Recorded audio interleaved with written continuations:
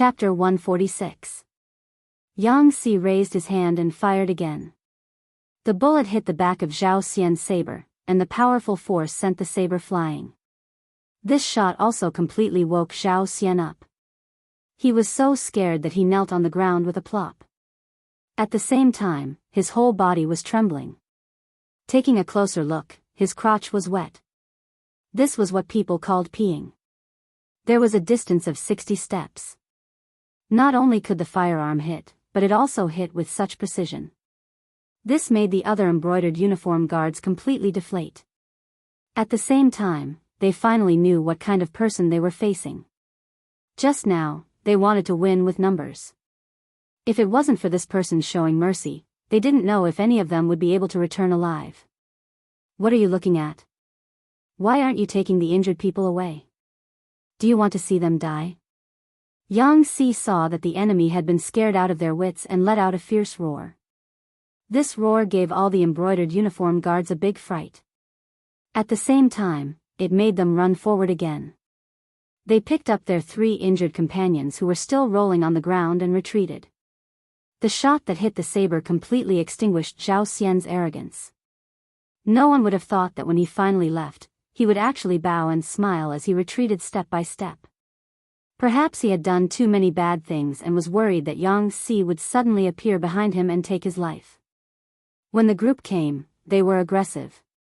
But when they left, they were dejected, creating a sharp contrast. Only when they were some distance away from the Yangjia Manor's gate did Zhao Xian and the other embroidered uniform guards sit on the ground with a plop, gasping for breath. Thinking back to the scene just now, it was like taking a trip to the gates of hell. To be able to return alive, it was the accumulated merit of their ancestors. Who knew how long they had been gasping for? After finally calming down, Yang Rang asked Zhao Xian with lingering fear, "Mr. Zhao, what should we do next? He has such a powerful firearm in his hand. It seems that we won't be a match for him. Why don't we bring more people? Like you said, they only have 1 firearm. We have more people. As long as we rush in front of them, victory will be ours." "Forget it. There is something fishy about this matter. I have to report it to Eunuch before making a decision." Zhao Xian shook his head. He saw how powerful the 9.5 was, and because of this, he became greedy. He thought about how powerful such a good firearm would be if he could get his hands on it. At that time, if anyone was dissatisfied with him, he would just raise his head and shoot them. No matter how powerful a person was, they would not be a match for this thing. Zhao Xian had the thought of pocketing for himself, so he naturally would not let others know. In order to appease Yang Rang, he deliberately said, "Master Beta Persei, you can go back first. I will report everything that happened to my father-in-law. You just have to wait for the news." Oh. Yang Rang did not doubt him. After all, Zhao Xian was Jin Ying's servant. They had a close relationship. Since Zhao Xian had said so, he could only choose to believe him. The two parted ways after entering the outer city of the capital. Zhao Xian did indeed go to see his master, Jin Ying, but he did not tell her what had happened. He only said that because they had suffered a defeat, the people of the immortal abode were extremely afraid. They needed some time to calm down before they could do business as usual and earn money again. He would follow up on this matter. Perhaps Jin Ying trusted her servant Zhao Xian completely, or perhaps it was because she had too much work to do. In any case, she believed his words and did not ask any further questions. After leaving, Zhao Xian immediately began to search for some ruffians in the city. There was no lack of desperados among these people. As long as they were given enough money and benefits, there was nothing they did not dare to do. In just 2 days, Zhao Xian had gathered a group of nearly 50 people. After promising that if they went to the Yang family manor to retrieve something, each person would receive 100 taels of silver, these people all followed his lead and were willing to listen to his arrangements. In order to achieve a surefire success, Zhao Xian decided to take action at night. That afternoon, he led these people out of the southern part of the city to make preparations for the operation at night. Just when he thought that no one knew what he was doing, and was even thinking of offering the weapon to his master, Jin Ying, the benefits he would receive would not be small. The people of the Security Bureau had been watching his every move for the past few days. As soon as they left the city gates, the news was reported to the deputy director, Yang San. As the deputy director, he was actually the leader of the Security Bureau. After training, Yang San had become much more mature, both mentally and mentally. As soon as he received the news, he quickly analyzed that this was a sign that Zhao Xian was about to make a move. After injuring the 3 embroidered uniform guards, the Yang clan manor had entered a state of emergency. They had even prepared for a large group of embroidered uniform guards to attack the manor. Under Yang San, Yang Si, and Yang Lu's joint plan, they even prepared a rocket launcher, a highly destructive weapon, just in case. Unexpectedly, for the past 2 days, it had been very peaceful outside the manor. After investigation, they found out that Zhao Xian had other plans. He probably did not report the situation truthfully to his master, Jining. This could be seen from the fact that he had privately spent a lot of money to move the 3 injured embroidered uniform guards together for treatment. He wanted to hide something and wanted to play a big game of chess. But what did he want to do? Yang San and the others were only suspicious. All they did was send people to keep an eye on him. Now that there was finally news, as the deputy director, he slapped his thigh and said, "This Zhao Xian's appetite is not small. He wants to destroy the Yang clan manor privately, but he doesn't know how much weight he has."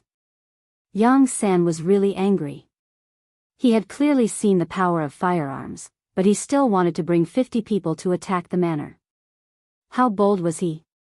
He must have thought that the Yang clan manor only had one such advanced and powerful firearm. It must be so. Even though his thoughts were so childish, he still dared to have such ambition. Such a person could not be left alive. Yang San immediately made the decision to take the initiative to attack and get rid of Zhao Xian and his group. He also hurriedly sent his suggestion to Yang Si and Yang Lu. 60 miles northeast of Shangxi Yuzhou, a group of people was resting in the mountains. In order to prevent others from discovering their tracks, they did not even dare to start a fire. In the mountains, from a high vantage point, one could see the official road and the majestic Zijing Pass not far away. Naturally, they saw the Walla army knocking on the pass. Why are there enemies here? Could it be that our great Ming has fallen into the hands of the enemy? In the crowd, Zhu Qizhen, who was wearing a tiger's armor, looked very miserable with his hair disheveled. At this moment, when he saw the Walla army that was breaking through the pass, there was a hint of fear and worry between his brows. Ever since he was saved by Yang Qindong, Zhu Qizhen's courage had become much smaller. Along the way, he encountered a few small Walla teams. The scene of them fighting and killing the enemy made him see the fragility of human life. Even though they were all killed by the cold front led by Xiao Feng from a distance, every time they cleaned up the battlefield, when they walked up and saw the various miserable conditions of the corpses, it still hammered his heart time and time again. In the imperial court, in the palace, he would sometimes receive military reports saying that there was a rebellion at a certain place, that there was an enemy at a certain place, and that many soldiers had died in the process. But that was just a number that was forgotten after hearing it. How could it have such a deep impression? He had seen too many scenes and seen too many dead people. Zhu Qizhen secretly decided that he would just obediently stay in the palace in the future. It was more appropriate to leave the matters of war to the generals. An emperor who was skilled in both the pen and the sword sounded good, but it was not so easy to do it. Most importantly, he was not made for this. Along the way, Zhu Qizhen saw himself more clearly. This was something that Yang Qindong did not expect. With history already beginning to change, no one knew if this change in Zhu Qizhen's mental state was good or bad. It was also because of Zhu Qizhen that this group did not travel very quickly. This was especially true after passing through Yuzhou and getting closer and closer to the capital. This was not because he was afraid of returning home. It was simply because he knew that he was safe. As the emperor, Zhu Qizhen, had begun to put on airs. In the absence of any threat to his life, his body began to rebel and display various signs of discomfort. As he walked faster, his body began to develop all sorts of small problems. They were no longer on the run, so no one could forcefully do anything to the emperor. They could only carefully accompany him. However, they had only traveled less than 100 miles in 3 days, and this was under the condition that they were riding on healthy horses. This ant-like crawling speed made Yang Qindong extremely anxious. In the Battle of the Tumu Fortress, Yang Qindong did not interfere too much, or perhaps it could be said that he did not have the authority or opportunity to interfere too much. Only when the situation was settled and chaos descended did he strike with lightning speed to complete his plan. Yang Qindong, who had long known what would happen, had calculated everything beforehand and made all his arrangements come into use. At present, everything seemed to be going according to plan, and everything seemed to be going smoothly. But Zhu Qizhen's speed was truly beyond his expectations. If this continued, it would take at least 7 or 8 days, perhaps even longer, to reach the capital. He had always been worried about the safety of the people in the Yang clan manor, so he decided that he could not wait any longer. He had to strike ahead of time. Passively waiting had never been something that Yang Qindong was willing to do. Even though the Yang clan manor had Yang Si, Yang Lu, Dao Shao, and the others, as well as the phantom sniper squad in the shadows, they were still a force to be reckoned with. With these people, unless an army invaded, ordinary attacks would not be able to harm them.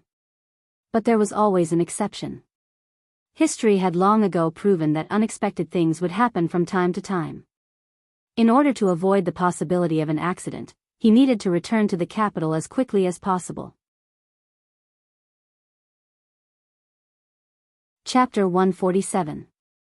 Your Majesty, it has been nearly half a month since we left the Tuma Castle.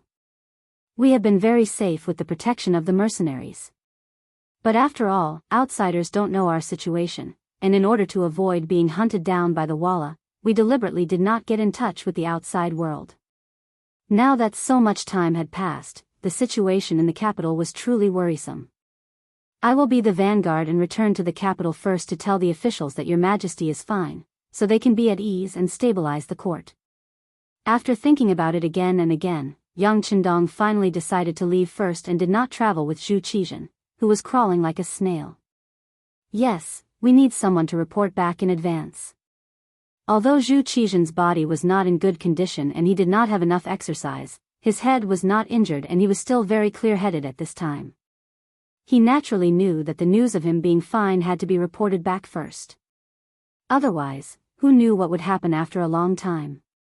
But it was very important who to send back. After all, these powerful mercenaries were invited by Yang Qindong. If he was not there, who could take care of the situation if there was a problem? It was not easy to escape the claws of the Walla, but if they became a pawn in the hands of these mercenaries, they would not be able to find a place to cry. Zhu Qizhen agreed to send someone back to inform, but it seemed that he did not agree with Yang Qindong's return. The Minister of War, Kuang Yi, and the Minister of Revenue, Wang Zhua, looked at each other and immediately understood. This time, it was because of Yang Qindong that their lives were saved. It could be called a great kindness. And now, it was time to repay the kindness. Immediately, the two of them knelt on the ground at the same time and said to Zhu Qizhen, Your Majesty, we agree with Yang Qindong's request. But for the sake of justice, we ask the benefactor to reward Yang Qindong for his great merit in this matter and ask Your Majesty to reward him. Your Majesty, please reward him. The other 7 officials who reacted were also awakened by this kneeling and immediately knelt on the ground to beg. This kneeling was to thank Yang Qindong for saving their lives, but at the same time, it was also for themselves. Thinking about it, if Yang Qindong could be conferred a title, then the 9 of them would at least be rewarded for their hard work. At the very least, he would be given the title of a loyal subject, which could be used as a condition for promotion in the future. Of course, there was a precondition to all of this, and that was that Yang Qindong, who had made the greatest contribution, had obtained the benefits first. Otherwise, how could they ask for credit? As soon as the 9 ministers knelt, Zhu Qizhen immediately felt like he was the emperor. Feeling smug, he nodded his head and said, That's right. Everyone is right. This time, young Shima has indeed performed meritorious service in protecting His Majesty and deserves to be heavily rewarded. In that case, I will confer Yang Qindong the title of Loyal and Courageous Count, with a salary of 1,100 stones. He will be able to command the troops in brocade clothes, and will be given a certificate. The Ming dynasty had always had a rule that those who did not contribute to the country and the military were not allowed to be bestowed with titles. This time, Yang Qindong had saved the emperor and 9 important ministers. This was definitely a military merit, and he deserved this title. Thank you, Your Majesty.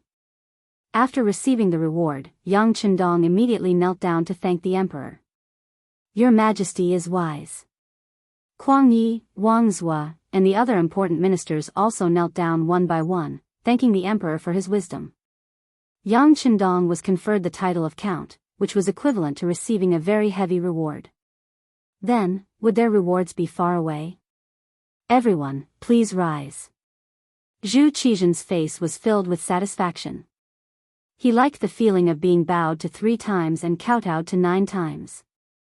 This made him feel the prestige of being an emperor. However, after a smile, he also expressed his intention to send Yang Qindong back to the capital. Otherwise, why would he let him be the commander of the brocade guards? This was an official position in the upper echelons of the brocade guards. With this status, it would be much more convenient for him to move about the capital. With the title of Count, Yang Qindong was no longer the crown prince's steed, but the Count of Loyalty and Courage. At this moment, he stood up and once more requested that he return to the capital first to make arrangements. Okay, we approve.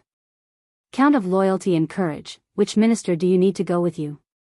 After making his decision, Zhu Qizhen began to consider who to send into the capital. In his view, Yang Qindong was still a little too light.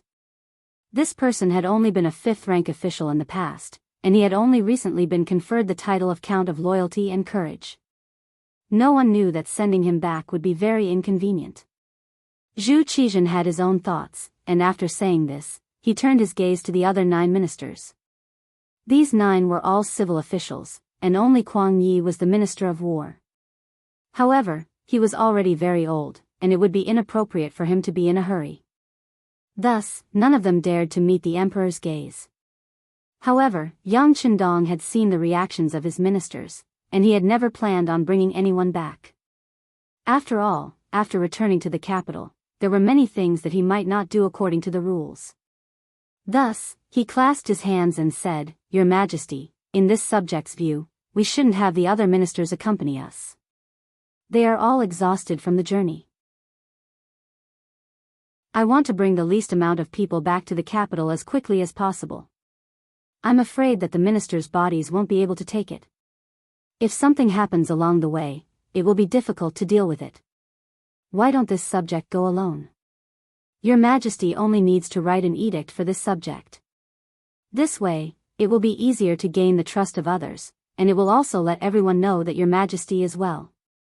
Seeing that none of the 9 ministers took the initiative to step forward, and that Yang Qindong's words made sense, Zhu Qizhen pondered for a moment before saying, All right, since that's the case, do you have pen and paper? We will write an edict to reward the Count of Loyalty and Courage and ask him to write a letter for the Count of Loyalty and Courage to bring it to Empress Dowager Sun and Empress Qian. Come, bring me pen and ink. Yang Qindong signaled to Beta Persei with his eyes. Beta Persei immediately responded, and then took out the pen, ink, paper, and inkstone that he had prepared in advance from the bag behind him. In such an environment, Yang Qindong was still able to bring these seemingly useless things. It had to be said that he was really considerate. Everything was prepared, and the Minister of Revenue, Wang Zhua, personally ground the ink. Soon, Zhu Qizhen personally finished writing an edict and a letter to the harem. Yang Qindong held the letter with the ink still wet and named more than 30 people. Among them were the First Guard, Qiu V, Tiger's Mane, Beta Persei, and others who had been hiding in the cold front. Only Xiao Feng and 70 people were left behind, and Yang Wu was left behind to protect the emperor. Before leaving, Yang Qindong deliberately gave Xiao Feng a look that no one else knew. Even if Xiao Feng was a mercenary and came for money. That was, anyone who had money could use it. With Yang Qindong's understanding of Zhu Qizhen, he would definitely contact Xiao Feng if he had such an opportunity. He didn't do so before because of his face. Now that he had left, some words could naturally be said. This was probably the main reason why Zhu Qizhen agreed to let Yang Qindong go first. The night was dark and windy. It was the perfect time to kill. The night was not bad. There was wind, but it wasn't strong. It was so dark that one couldn't even see one's fingers. This kind of night was the best time to do some evil deeds. Zhao Xian slowly moved towards the Yang village with the 50 men who were willing to die that he had recruited with a large sum of money. Although Zhao Xian was Jin Ying's servant, he was an ambitious person. He wanted to act alone and obtain great merit. Once he obtained the firearm that could fire continuously and accurately, he would be able to present it to his master, Jining. It would only be a matter of time before he would be blessed with great fortune. He naturally had his reasons for not reporting this to his superiors and not mobilizing a large number of embroidered uniform guards. Firstly, he was afraid that the merit would be divided. Secondly, he was worried that if too many people appeared and caused too much of a commotion, the other party would eventually destroy the exquisite firearm. If that was the case, there was no need to mobilize a large force just to destroy Yang village without their master, Yang Qindong. With the idea of obtaining great merit, Zhao Xian and the 50 people moved toward Yang village in the dark night. As they moved forward, they didn't pay much attention to concealment and formation. After all, they were at least 10 li away from Yang village. The night was so dark that they couldn't think of any reason for them to be discovered or be in danger. However, they didn't know that 3 li ahead, at a fork in the road that led to Yang village, the ghost sniper squad was waiting for them. After receiving the news that Zhao Xian was going to act, the Yang village was in an uproar. What others didn't expect was that the focus of the argument was actually who would lead the troops. The strength of an army depended on its morale. Even if it was a well-trained army, it would only be a defeated army when its morale was completely gone. Previously, there was no lack of elite troops from the Ming Dynasty in the Tuma Castle. Many of them were even left behind by the Ming Dynasty's Emperor Zhu Di. However, after losing their morale, weren't they still unable to withstand a single blow? Not to mention how hard the Yangtze's new army trained and the price they had to pay to become a qualified cold vanguard. In terms of morale, no one could compare. Among them, the fiercest were the Second Guard's Captain Dao Shao and the Ghost Sniper Squad's Captain Bai Zhua. The two of them led a team of 10 and 20 people respectively. In Yang Qindong's eyes, they were the elites of the elites. They were two sharp fists. Now that there was a mission, these two fists wanted to attack. They wanted to obtain merit and perform better. However, in the end, the one who won was Captain Bai Zhua. It was not for anything else but because before Yang Qindong left, he had said that he had some secret things to do. The first was the Ghost Sniper Squad. This was because this was a hidden army that could attack the enemy from a long distance and not be discovered. The so-called hidden army referred to the fact that they could achieve the goal of being invisible to a certain extent. Before others could discover them, they would be eliminated. Chapter 148. This time, dealing with Zhao Xian was a secret mission. Mobilizing the Ghost Shadow Sniper Squad was the most appropriate move for this kind of mission. When Bai Zhua mentioned the 6th young master's message, Dao Shao had no choice but to lower his head. The advantage of the guards was in their defense. They could even block bullets for their master in times of danger. Loyalty was a must. However, they did not have the ability to wipe out the enemy in an instant. The equipment in their hands made it very difficult for them to accomplish this goal. In the end, Bai Zhua won the mission and Yang Lu followed to supervise the completion of the mission. The final result still required him to personally report to Yang Qindong. This was one of the privileges of a servant. This was the meaning of the phrase, a 7th-rank official in front of the Prime Minister. After receiving the mission, Bai Zhua left in high spirits. Not long after, he brought his 20 team members and Yang Lu, a total of 22 people, to the fork in the road.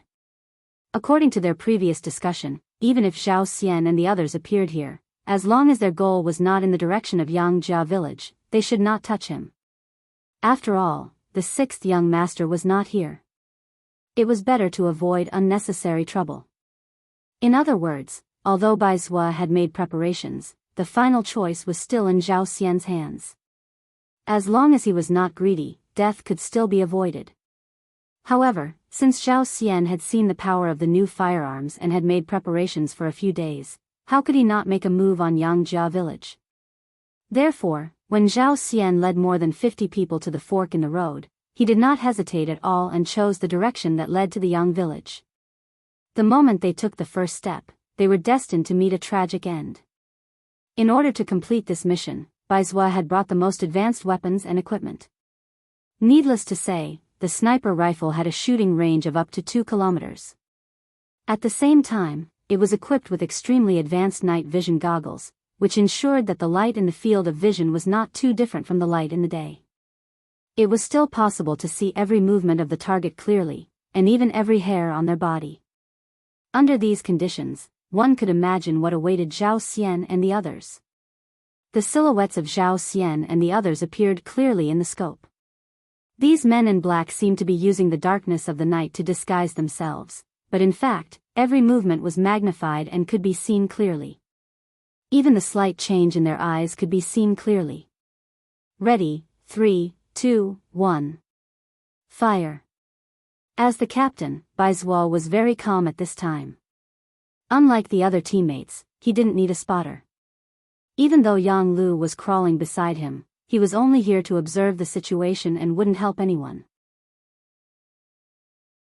Bai Zhua didn't need a spotter. He was still comparable to any group of subordinates. When he gave the order to shoot, according to the attack plan, the men in black walking in the last row became the first targets to be shot.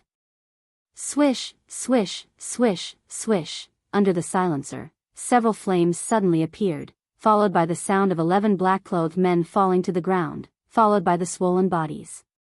One of them didn't get hit in the vitals because the silencer would change the aerodynamic efficiency of the bullet when it was fired. This would change the speed and direction of the bullet, which would affect the sniping distance and shooting accuracy. Since he wasn't hit in the vitals, he didn't die immediately. Instead, he struggled and screamed in pain. In such a dark night, the sudden miserable screams immediately attracted the other black-clothed men to hide in all directions like birds startled by the twang of a bow. In a situation where they did not know what had happened, there were even some who directly fell to the ground. It could be seen that they were indeed frightened. In an era where ordinary firearms were considered the most advanced firearms, the sniper rifle was something that many people had never seen before. There were no signs of life. Just a few flames lit up and people fell to the ground dead.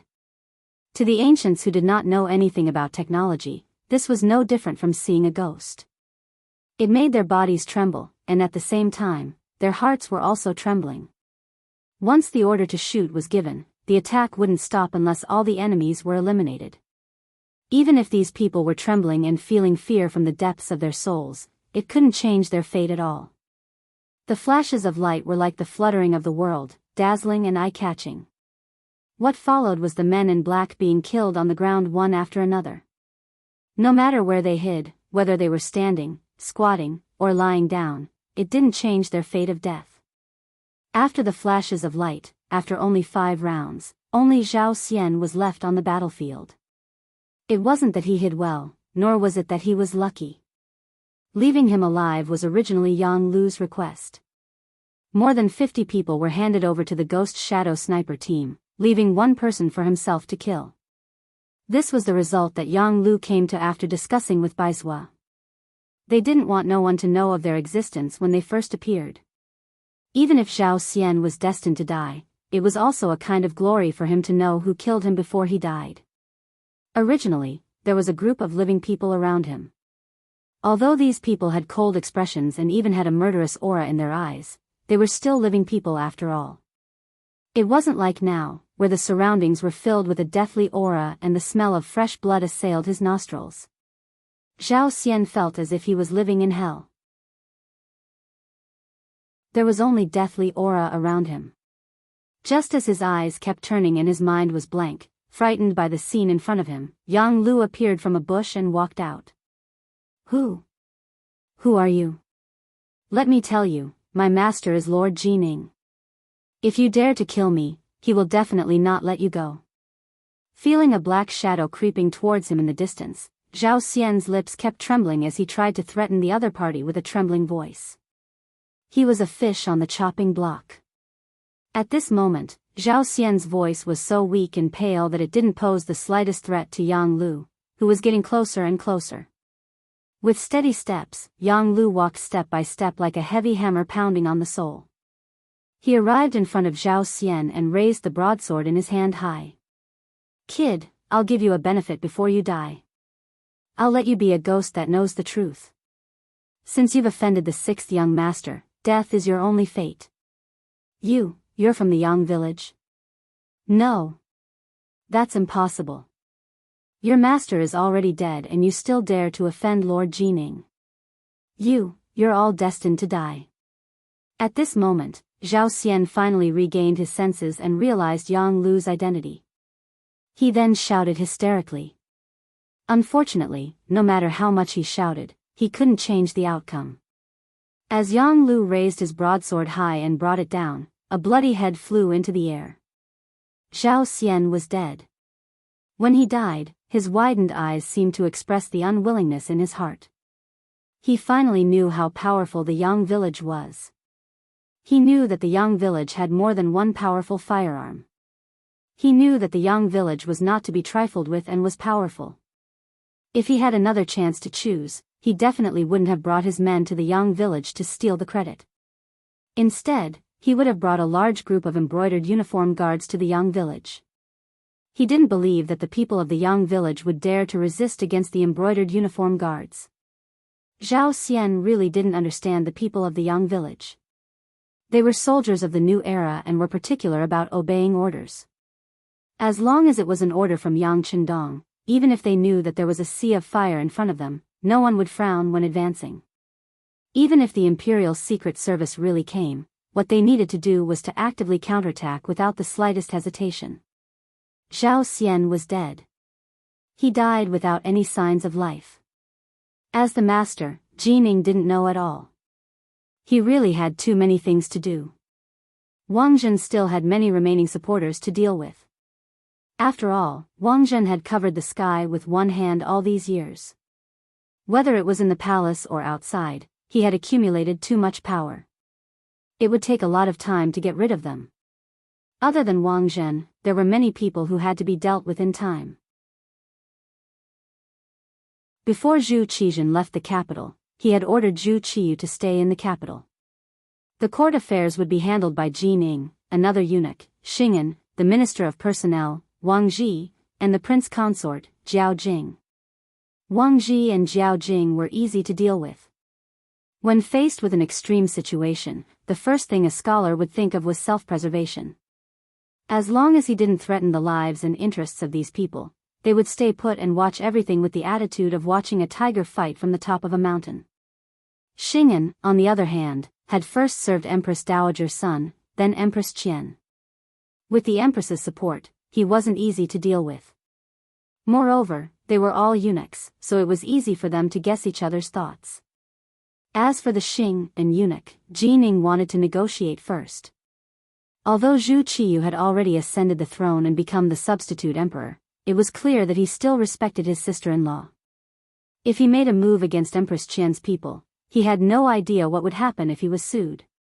It was precisely because of Wang Jinyu's faction and Xing'an's presence that Jining completely forgot about her servant Zhao Xian. For days later, everyone in Wang Jinyu's faction had been captured and killed. Aside from those who had escaped, most of them had been eliminated. Moreover, the negotiations with Xing'an had gone smoothly. Everyone had reached an agreement to mind their own business. Only then did he remember the matter of the immortal abode and sky beyond heaven. He immediately ordered someone to find Zhao Xian. After learning that Zhao Xian hadn't appeared for several days, he summoned the second master of the Yang clan, Yang Rang.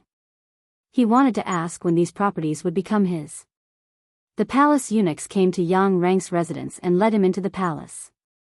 Yang Rang's face lit up with joy.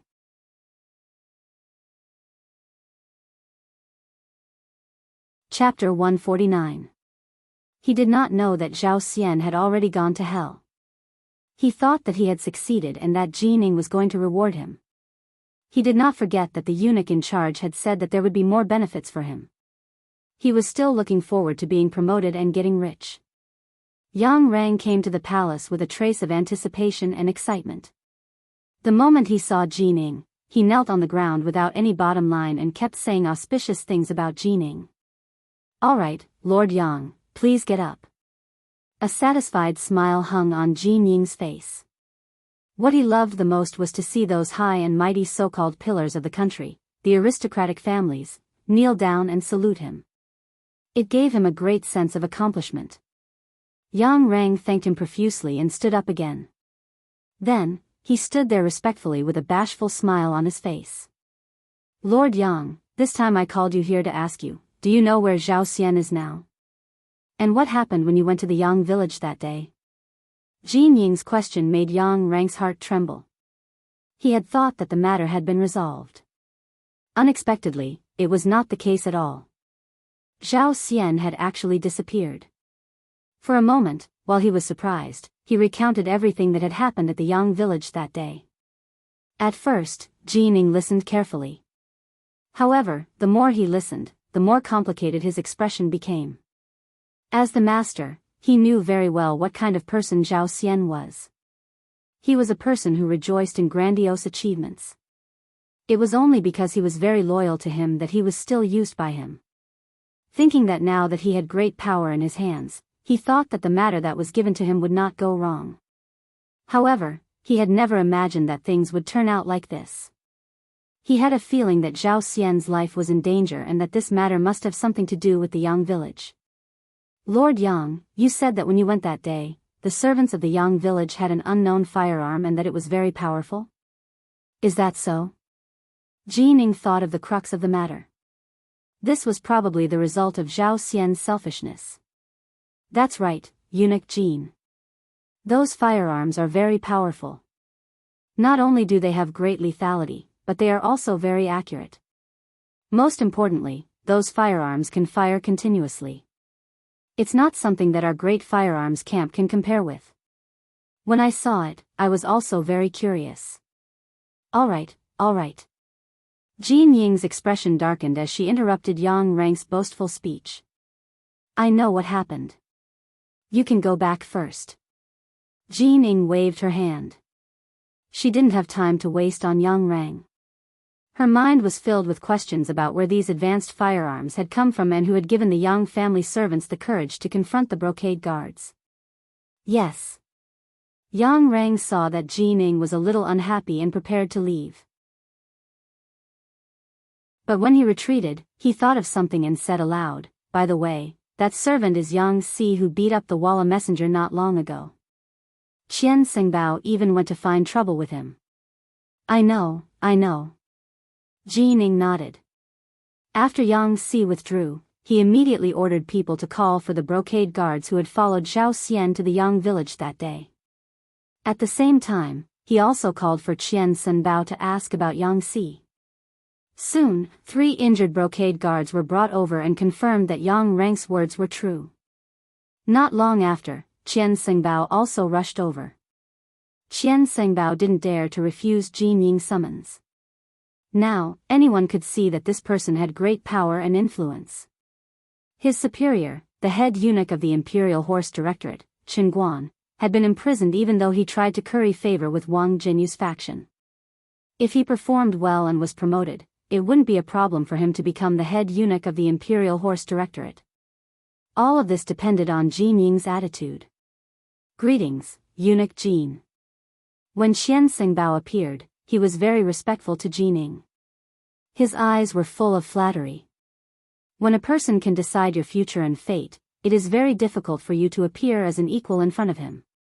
"Eunuch Qian, let me ask you, what is the matter with Yang Si?" Jin Ying didn't have any intention of exchanging pleasantries.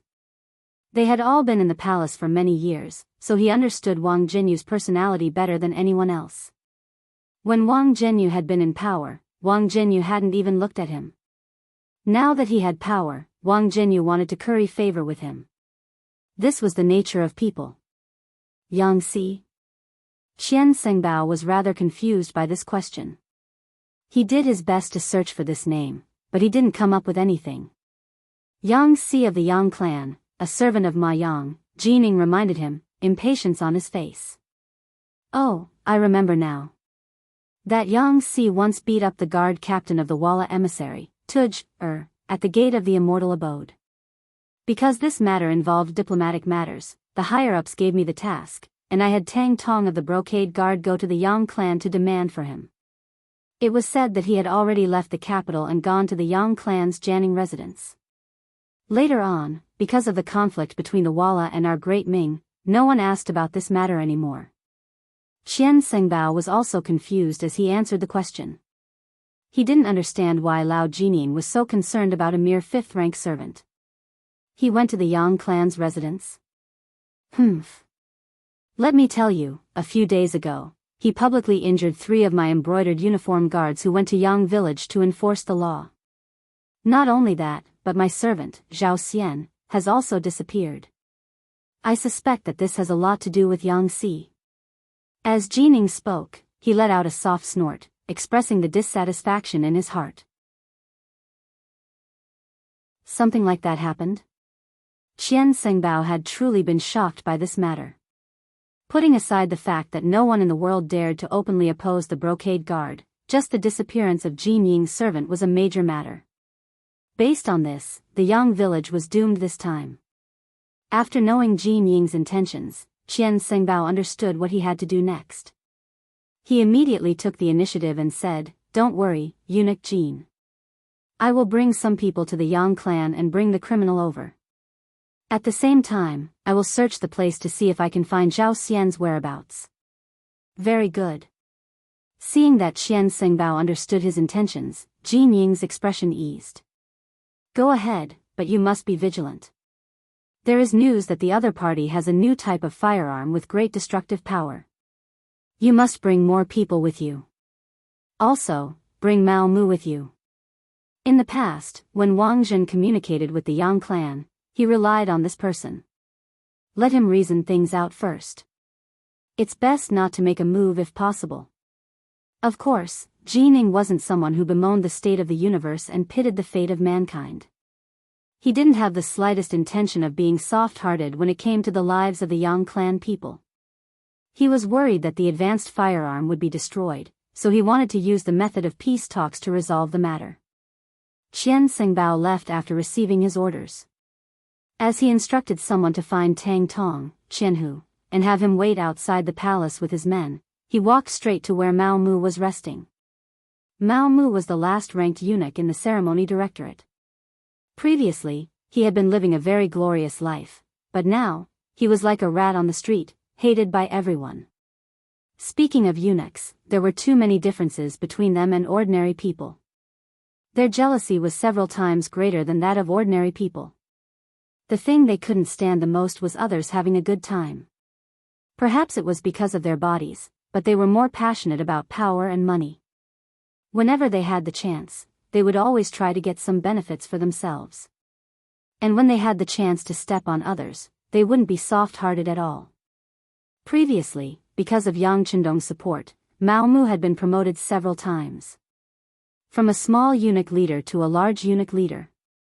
As his status changed, he, who represented the diapers, earned a lot of money.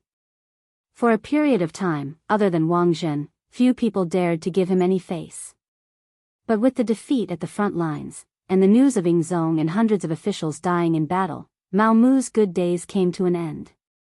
There was no one to protect him. What followed was the jealousy of all the eunuchs. Almost everyone with some ability came to him to take advantage of him. Seeing that the situation wasn't good, Mao Mu was decisive. First, he gave most of the money he had saved to Jining, drawing a clear line between him and Wang Zhen.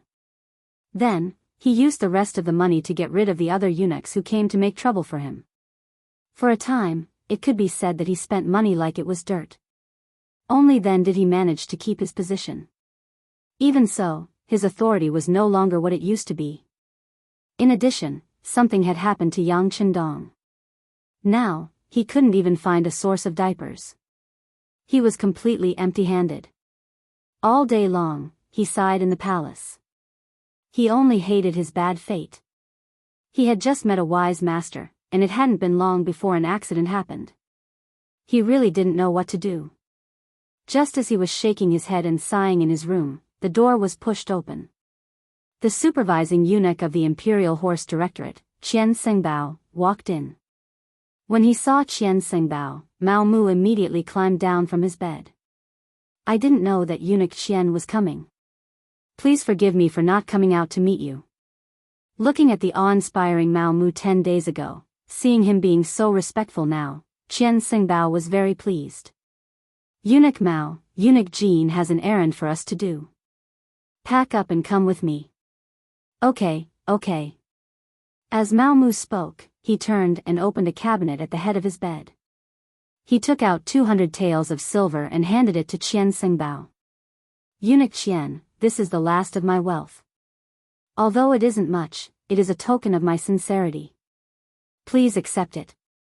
200 taels of silver really wasn't much. At least, it wasn't enough to get rid of the second-in-command of the Imperial Horse Directorate. However, Mao Mu really didn't have any more money. Qian Sengbao naturally wouldn't believe such words. But because Jining was still waiting for his news, time was of the essence. He decided that after dealing with the matter at hand, he would properly interrogate Mao Mu. He wasn't someone who could be beaten with just 200 taels of silver.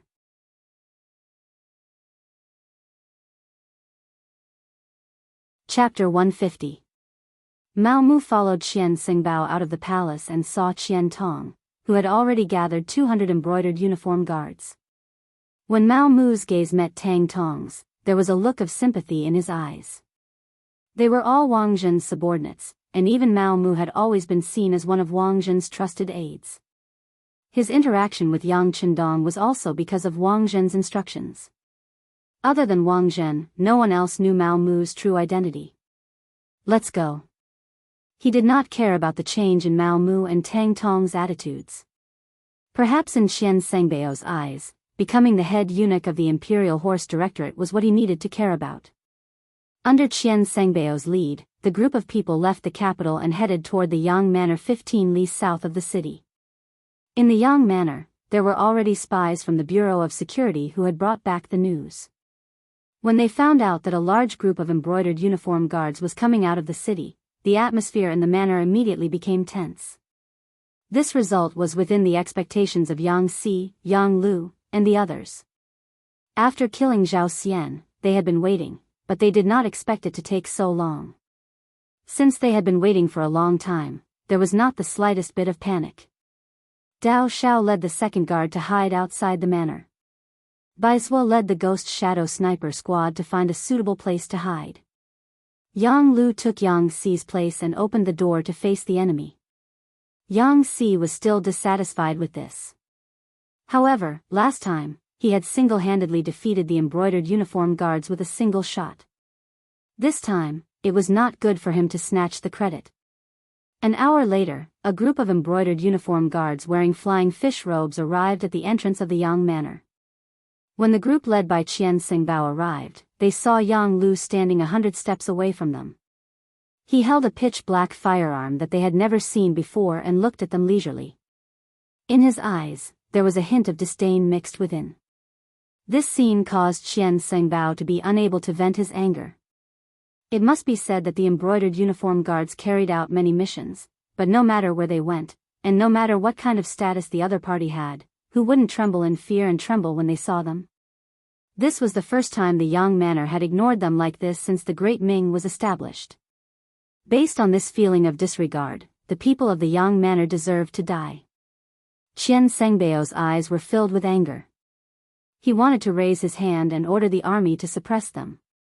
However, when he thought about the mission Jining had given him, which was to obtain the advanced firearms in one piece, he could only suppress his impulse. He looked at Tang Tong and said, "You go. Go." Qian Sengbao's eyes' face. You, we're. You, we. You. Is. Us here. We. And Sengbao. And. Mu was. Was manner. Was. Ofs was. Was. S. What crime did he commit? Yang Lu was ready to kill. He did not expect the other party to not attack immediately. Instead, he acted as if he was trying to reason with him. At the same time, he was a little disappointed. Naturally, he wouldn't give them a good face. When the matter involved Yang Si, he directly retorted, expressing his strong side.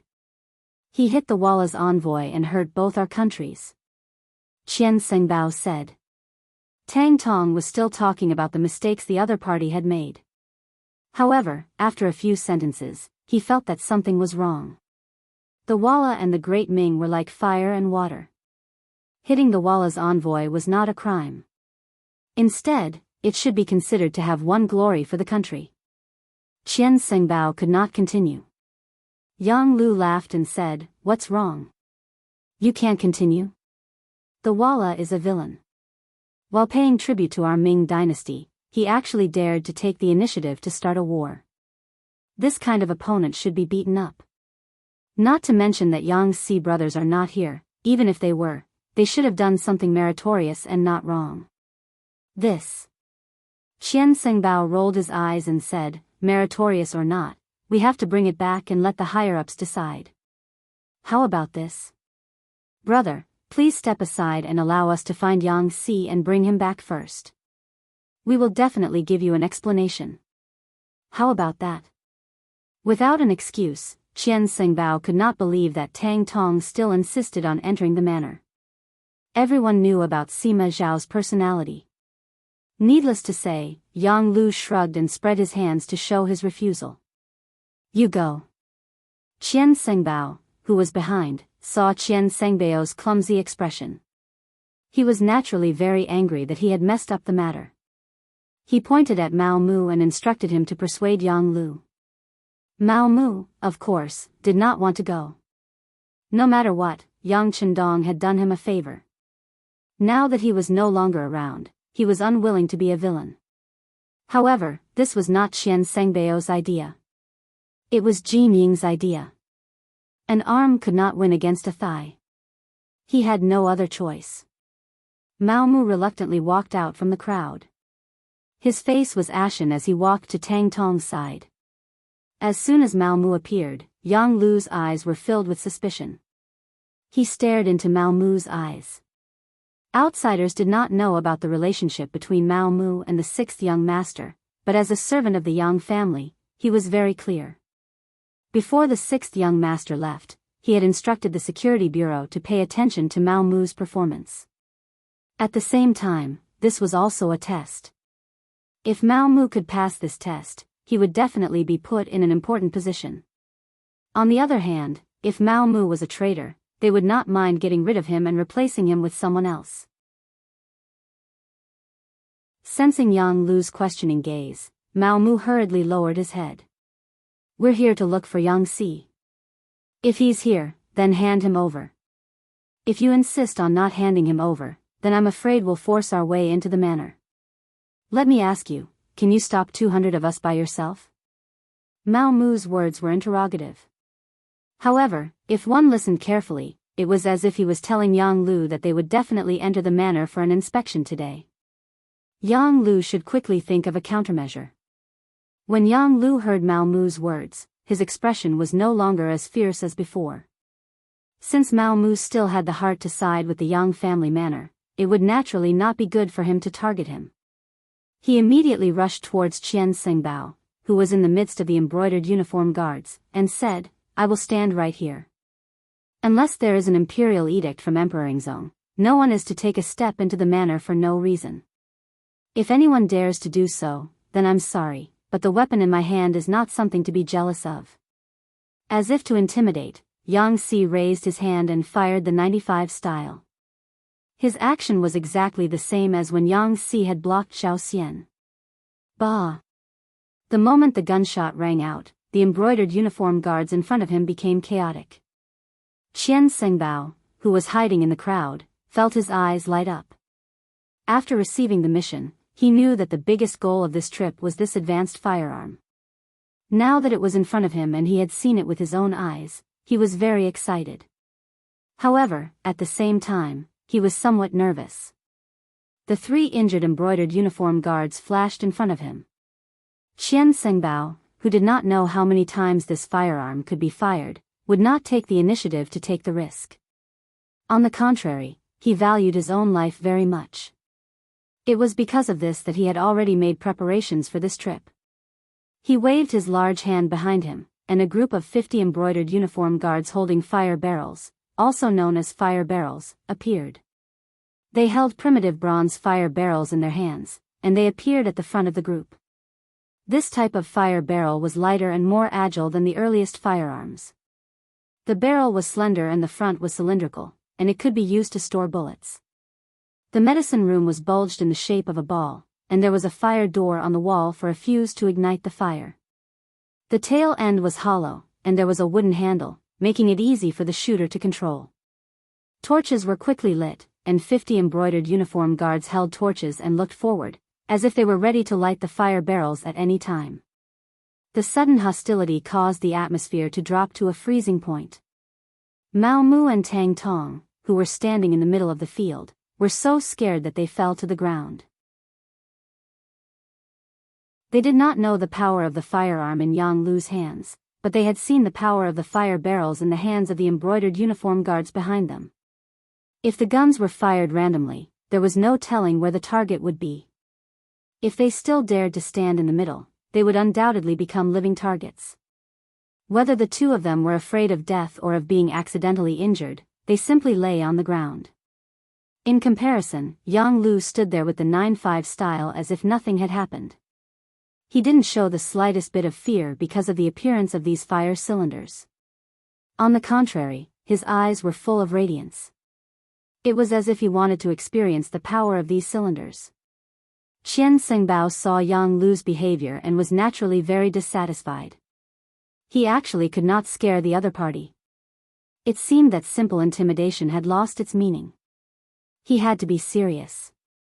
He thought that as long as he could kill Yang Lu from a distance, he would be able to obtain the advanced firearm. Then, the mission that Jining gave him would be considered completed.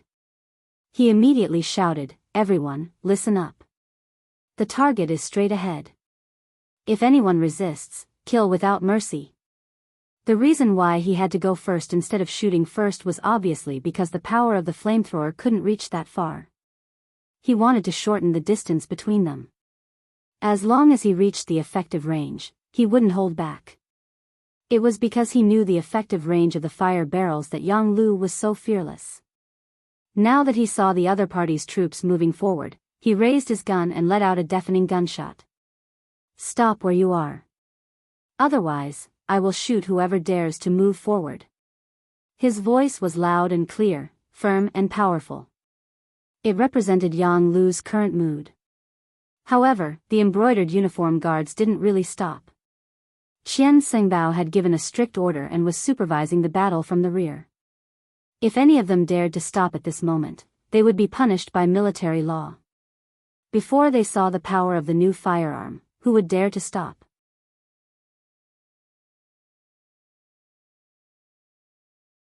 Chapter 151. The embroidered uniform guards did not stop because of Yang Lu's words.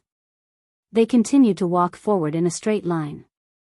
From their point of view, there was no reason for them to lose when 200 people fought one person. However, they did not know that this scene was exactly what Yang Lu wanted. He was really worried that if he shouted a few words, he would scare them. If that happened, he would not be able to use his skills. Now that these people were not afraid of death, it was exactly what he wanted. He also had a chance to show off. His shout spread out.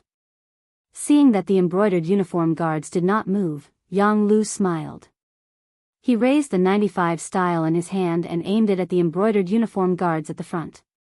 He then adjusted his breathing and his right index finger gently pulled the trigger. He began to fire one by one.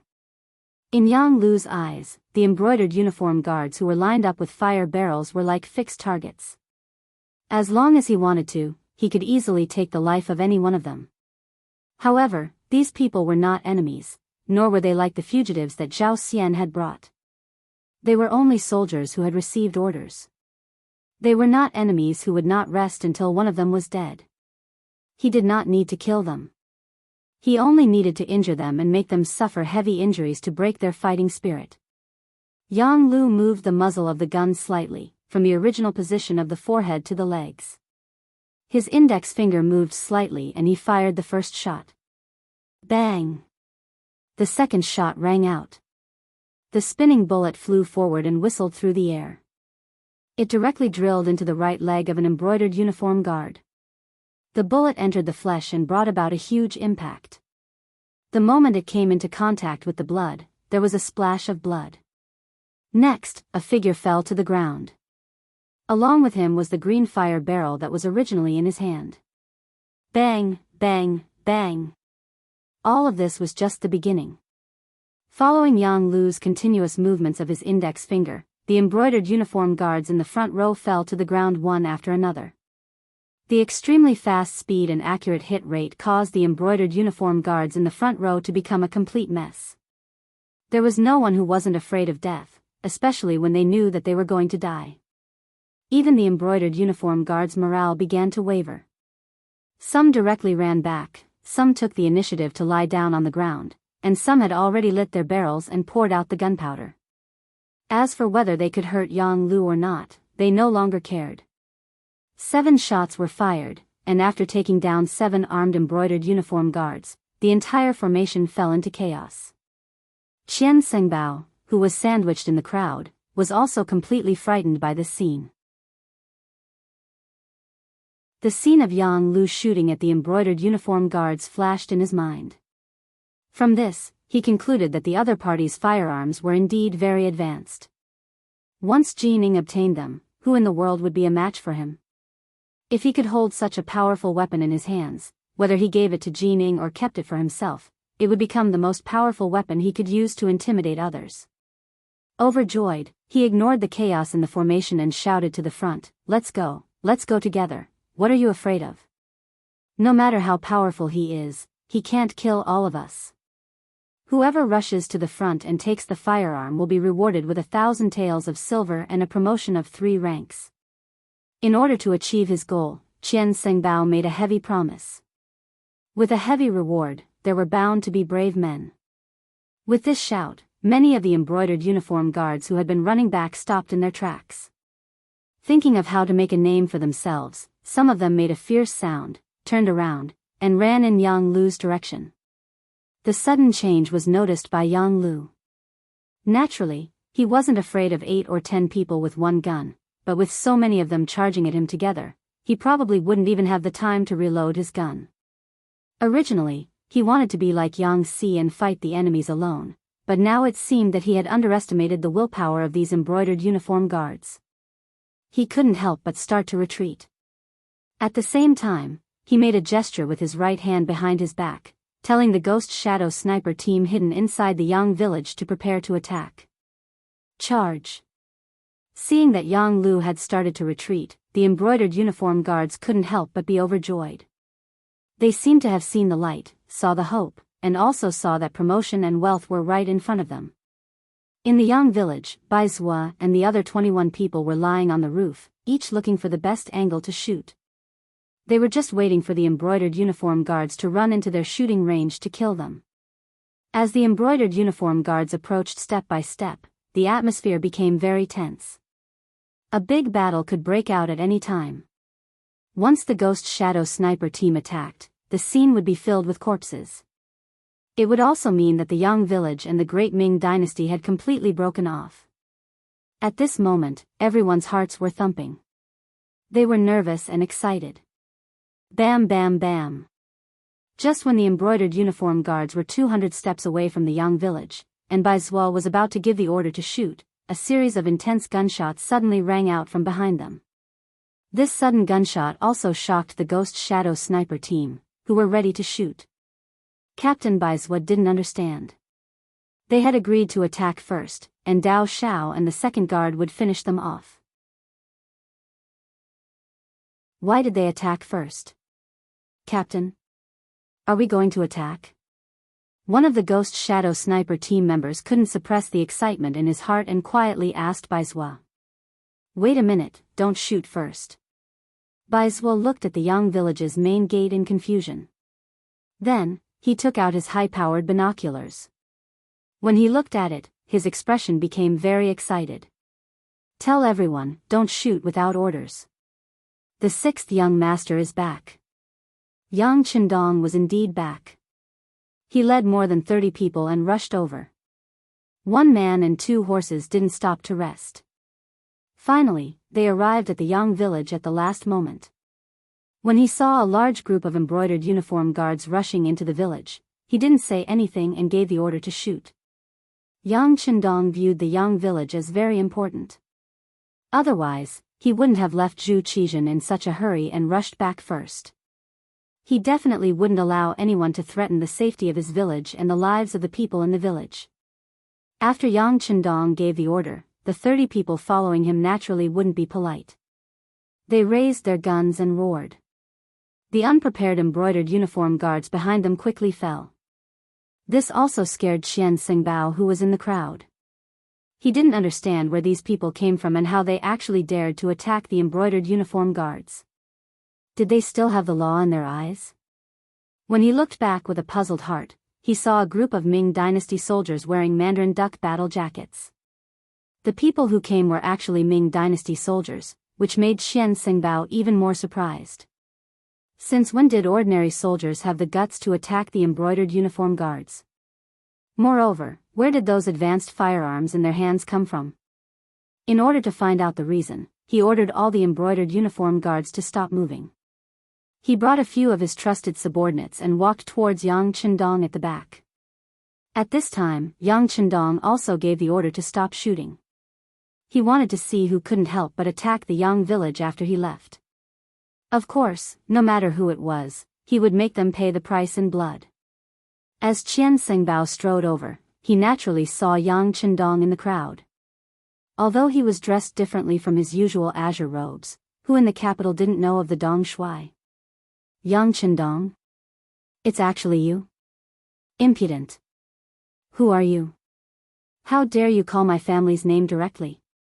Tiger's Mane, who was riding on a horse, had a cold look in his eyes. The muzzle of the pistol on his wrist was naturally pointed at Qian Xingbao's chest. "Huh, you're just an insignificant 5th-rank official. You really don't enter this eunuch's eyes. My family's Qian Xingbao is the supervising eunuch of the Imperial Horse Directorate." Qian Xingbao reported his name amidst the laughter. According to his calculations, Yang Qindong would definitely dismount and greet him after he reported his name. After all, the group of eunuchs in the Ming Dynasty always had great power, especially since he was one of the famous eunuch leaders. Naturally, the other party would cater to him. However, Qian Xingbao was destined to be disappointed. After he introduced himself, Yang Qindong acted as if he didn't hear him. On the contrary, he stared at him with a sharp gaze and asked, "This uncle is asking you, why did you step into the Yang family village to commit murder?" "This uncle? Aren't you the Crown Prince's horse protector?" Qian Xingbao was shocked by Yang Qindong's identity and asked with a puzzled expression. "This uncle is asking you why you came to the Yang family village to commit murder. Don't you understand human language?" Yang Qindong didn't have the slightest intention of answering.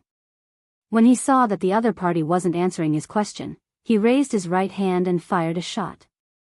It hit Qian Xingbao right below his right leg, causing him to kneel on the ground with a plop. No one would have thought that Yang Qindong would make a move just like that. He was still asking questions. The other side had already fired a shot and hit Qian Xingbao right below his right leg, causing him to kneel on the ground. If one looked carefully, it wasn't difficult to see that the direction he was kneeling in was where Yang Qindong was. Clang! When their master was humiliated, a few of Qian Xingbao's personal embroidered uniform guards immediately pulled out their embroidered spring swords. They looked like they were eager to rush up at any time. However, before they could do anything, Qiu Vi and the other guards had already raised the 95 style. Under the continuous firing of their guns, the few fierce-looking embroidered uniform guards all fell to the ground. Everyone was shot in the forehead and couldn't be more dead. Compared to Yang Chendong's previous warning, Yang Chendong didn't have any intention of leaving anyone alive. After a few gunshots, no one around Xian Xingbao was able to stand. This scene also frightened the supervising eunuch. He endured the pain from his leg and said repeatedly, "Spare my life, Dong Shuai, spare my life. I came to the Yang family village under the orders of eunuch Jining." Jining? Hee, that outdated old eunuch? Hearing that he came under the orders of Jining, Yang Chendong's eyes flashed with anger. After knowing the culprit, he lost interest in continuing to talk with Qian Xingbao. After shaking his head casually, the considerate tiger's mane on the side casually shot Qian Xingbao.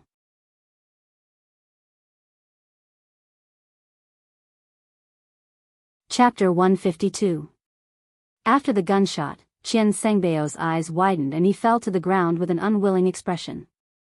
Even as he died, his eyes were still wide open. He clearly couldn't believe that Yang Chendong would be so bold. Not only did he kill the embroidered uniform guards, he also killed the chief eunuch. Was he not afraid of the Bright King's law? With Qian Xingbao dead, the other embroidered uniform guards looked at Yang Chendong with a strange gaze. At this moment, almost everyone was in a daze. They really didn't know if this person would be so bold as to kill them in the next breath. After all, he had already killed so many people, it didn't seem to matter if he killed a few more people. Under the protection of more than 30 guards and Leng Feng, Yang Chendong rode past the embroidered uniform guards who were kneeling on the ground in fear.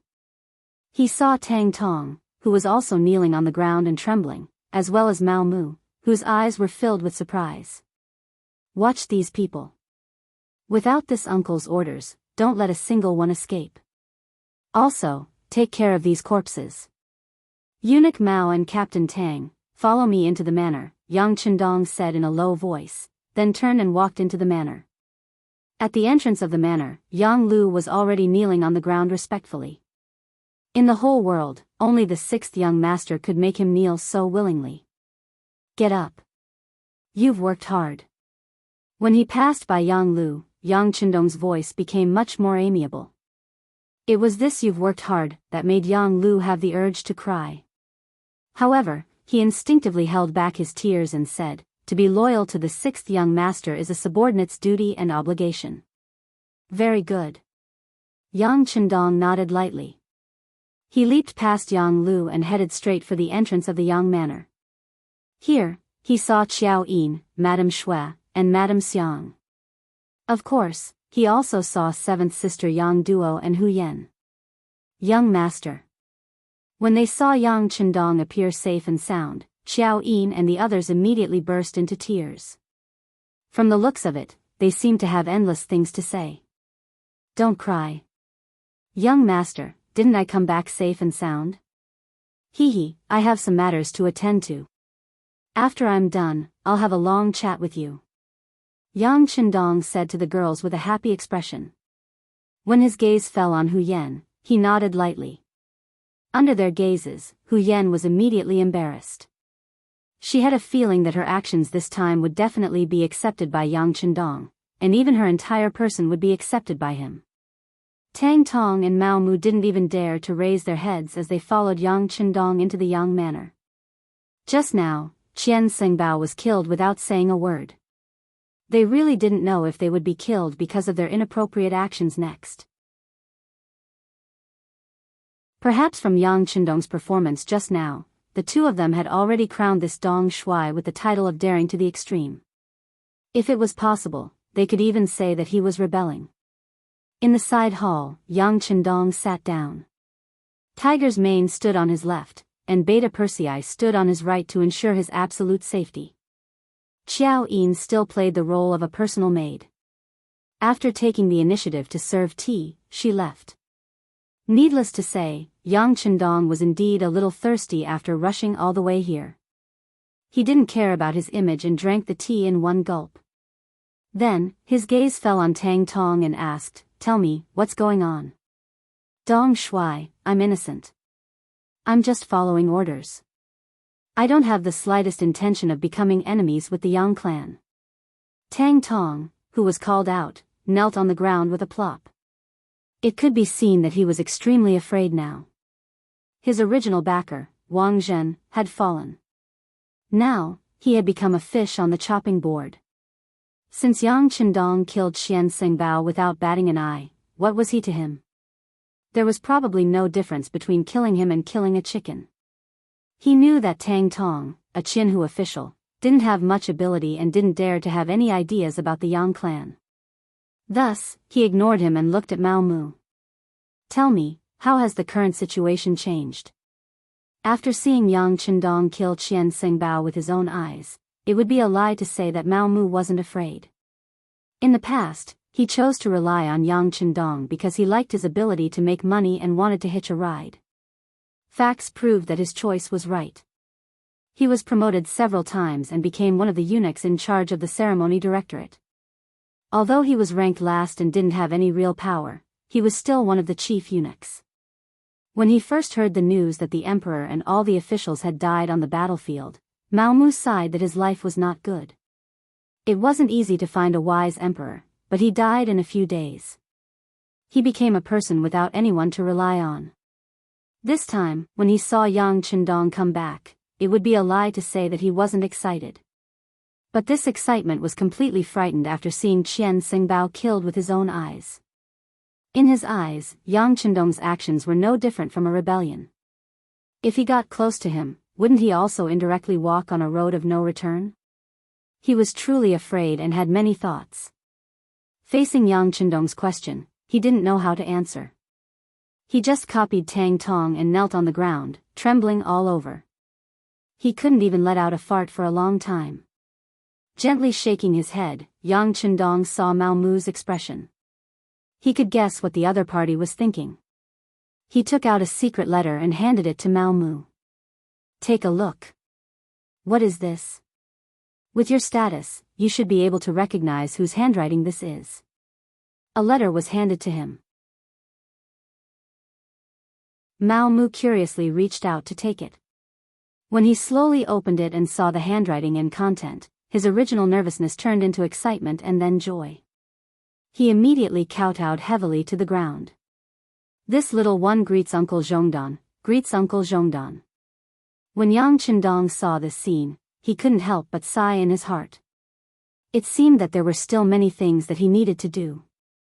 Even Mao Mu, who had a close relationship with him and had even recognized him as his master, believed in imperial power so much.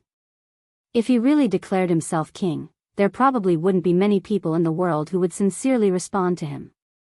Even if he relied on advanced weapons to become king, it was a situation that was formed under pressure. It wasn't a situation that he sincerely submitted to. While Yang Qindong was still sighing, Tang Tong, who was kneeling on the ground at the same time, had a strange look in his eyes. He didn't understand why eunuch Mao had such a huge change. As if sensing Tang Tong's confusion, Mao Mu handed the letter to him and said, "Take a look. This is a reward from the emperor. It is definitely written by Yingzong." After receiving the letter, Tang Tong looked over and quickly kowtowed to the ground. At the same time, he shouted, "This official greets Uncle Zhongdan, greets Uncle Zhongdan. Okay, both of you, get up. Now, you can clearly explain the situation in the court to this uncle." After revealing his trump card, Yang Qindong had won the trust of the two. With Zhu Qizhen's personal handwriting, Mao Mu naturally didn't have any psychological burdens and began to speak of everything he knew. Occasionally, Tang Tong would add a few words. As he listened to the two, Yang Qindong's expression turned grave, and he couldn't help but sigh at the power of the wheel of history. Although he had saved Zhu Qizhen, this did not change the fact that the Mastiff King had become Daizong.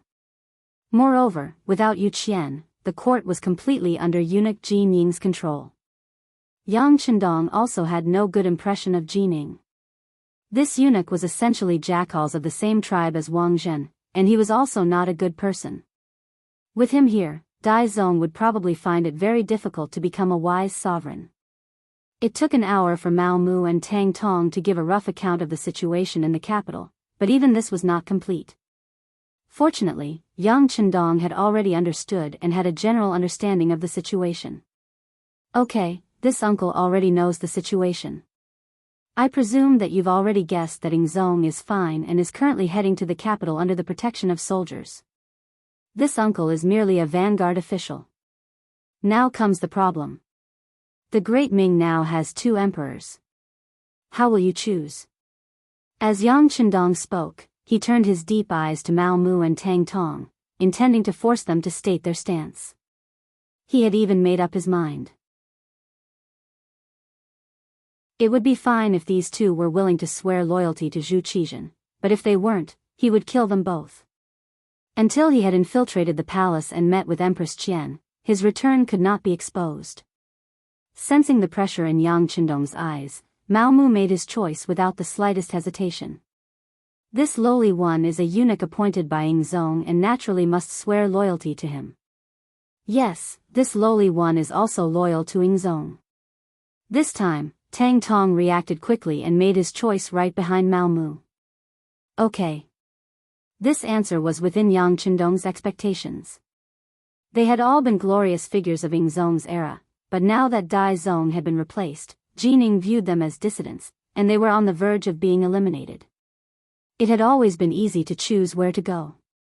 Since all of you have chosen Ingzong like this uncle, it is time for us to repay His Imperial Majesty's kindness. Mao Mu, immediately arrange for me to enter the palace and meet with Empress Qian. Remember, only you can know of this matter. As for how much silver it will cost, I will prepare it for you in a little while. Tang Tong, immediately get in touch with those embroidered uniform guard leaders. This emperor is also the commander of the embroidered uniform guard. As long as they join me, their past mistakes can be forgiven. Of course, Yang Chendong would also choose to work for Ingzong, Zhu Qizhen. This was not about who he wanted to swear loyalty to, but in the current situation, Ingzong was clearly at a disadvantage. He had to help him gain a foothold. In his opinion, whether it was Ingzong, Zhu Qizhen, or Dai Zong, Zhu Qiyu, as the emperor, they could not be too strong. It would be best if the 2 emperors worked together. This way, he would be able to benefit from both sides.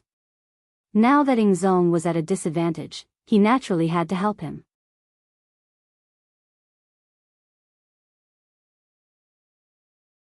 Chapter 153.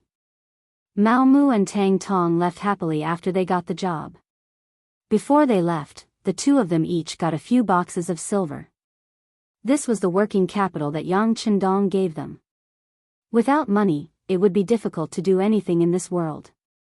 When the 2 of them left, they naturally patted their chests and promised that they would do a good job. As for Qian Sengbao's death, they followed Yang Chendong's words and said that he was searching the Yang family manor. He said that he did not see any new firearms and was looking for them. As long as the news could be delayed for half a day, Yang Chendong could naturally do a lot of things. Mao Mu and Tang Tong left happily. Hu Yan, Xiao Yin, and the other girls also walked from the back hall to the side hall. They all looked at Yang Chendong with happy eyes. Except for 7th sister Yang Duo, the other girls' eyes were shining. They looked like they couldn't wait to throw themselves into Dong Shuai's arms and be comforted. After so many days without a woman by his side, Yang Chendong's body also had needs. But he knew that there were too many things that needed to be done now. He would have to wait until night to talk about love. He could only suppress the impulse in his heart and smiled at the girls. You can rest assured. This young master is very good. I didn't get hurt at all.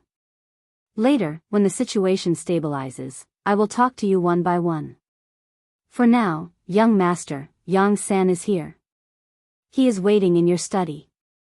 Tiger's mane walked into the side hall at the right time. His appearance helped Yang Chendong out of the situation and also found a suitable excuse for temporarily leaving. Okay, this young master will go right away. After Yang Chendong finished speaking to Tiger's mane, he showed an apologetic smile to the girls. Then, he got up and went to Hu Yan's side. He reached out and gently stroked her slender jade hand. Thank you for your hard work. Having her little hand grabbed by Yang Chendong in front of everyone, Hu Yan's little heart had long failed to live up to her expectations and was beating rapidly. Her little face was blushing and her head was almost buried in her neck. She didn't even know when Yang Chendong left. She only remembered that Xiao Yin and the other girls came to her side and laughed at her for a while, making her even more embarrassed. In the study, Yang San rushed back from the capital after learning that the young master had returned safely. At the same time, he brought more detailed information about the capital. Flipping through page after page of accurate information obtained by the Security Bureau, Yang Qindong had a clearer understanding of the situation in the capital. Jining had indeed served several emperors. Once she gained power, her methods were very impressive. In an extremely short period of time, she had roped in many old officials for her use. From the looks of it, once Ingzong returned to the court, the situation would become even more complicated. Among all the information, there was one that caught Yang Qindong's attention. That was that the eunuch Xing'an, who was serving Empress Qian and had followed Empress Dowager's son and led the harem, had actually reached an agreement with Jining. This was also thanks to the Security Bureau being willing to spend money to obtain such important information. However, even Mao Mu probably didn't know about this information.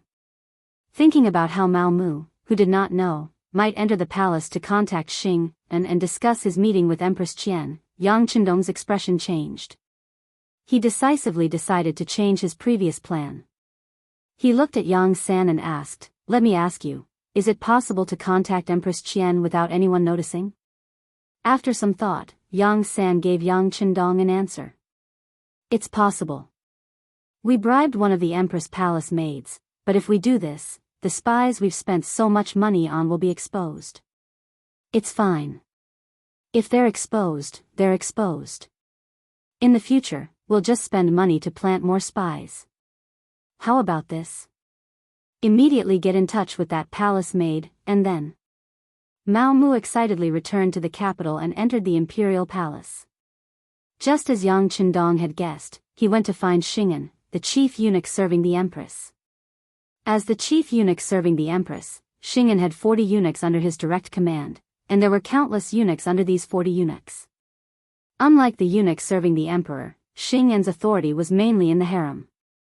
If the empress had too much power, then the chief eunuch in the harem could be on par with some of the chief eunuchs serving the emperor.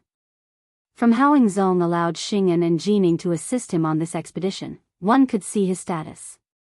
However, because Empress Qian wasn't keen on power, he wasn't as awe-inspiring as Jining. Even so, other eunuchs couldn't meet him just because they wanted to. Fortunately, Mao Mu was originally the eunuch in charge of the ceremony directorate. In addition, he had spent a lot of money to send a message to Xing'an, allowing the two to meet. "So it's eunuch Mao.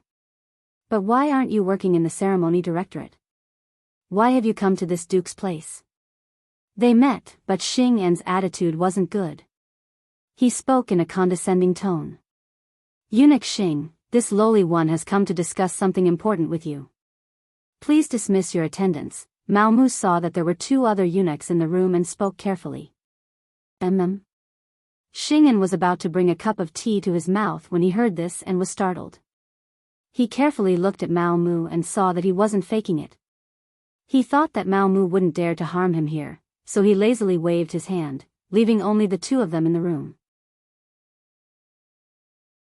Now that there were no outsiders, Xing'an put down his cup and said, "Eunuch Mao, I hope that you truly do have something important to discuss with me."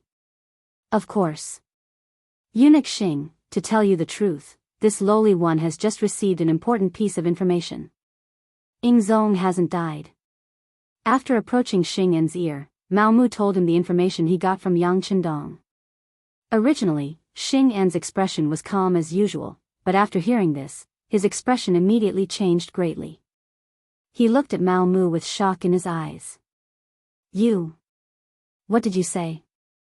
"Ingzong is still alive, and he's heading toward the capital," Mao Mu said in an excited voice, a look of pleasant surprise on his face. "Where did you get this information?" Xing'an's face was red, but he didn't know if it was because he was excited or for some other reason. Mao Mu didn't think too much at this moment, nor did he know that Xing'an had already reached an agreement with Jining. One of them was in the imperial court while the other was in the harem. Both of them minded their own business. He thought that Xing'an had this expression because he was happy, so he said, "I can't say where it came from yet." Someone is a vanguard sent back by Ingzong. He wants to meet with the Empress first, and eunuch Xing needs to arrange it. Hearing that the vanguard was sent back, Xing En's eyes flickered continuously. His somewhat gloomy eyes emitted a sinister glint. All right, I will personally arrange this matter. Just tell me when he might enter the palace. Mao Mu had come happily and left satisfied. Xing En's last few words were about this matter. He would definitely tell the Empress his role in this matter. In this way, his meteoric rise was just around the corner. After Mao Mu left, Xing En hurriedly left the harem and went straight to Jin Ying's office. But what he didn't know was that just as he left, 2 palace maids left the Empress's palace together. Xing En's sudden arrival naturally attracted Jin Ying's attention. Currently, there was still a pile of matters to deal with in the imperial court. He really didn't want to have any disputes with Xing En right now.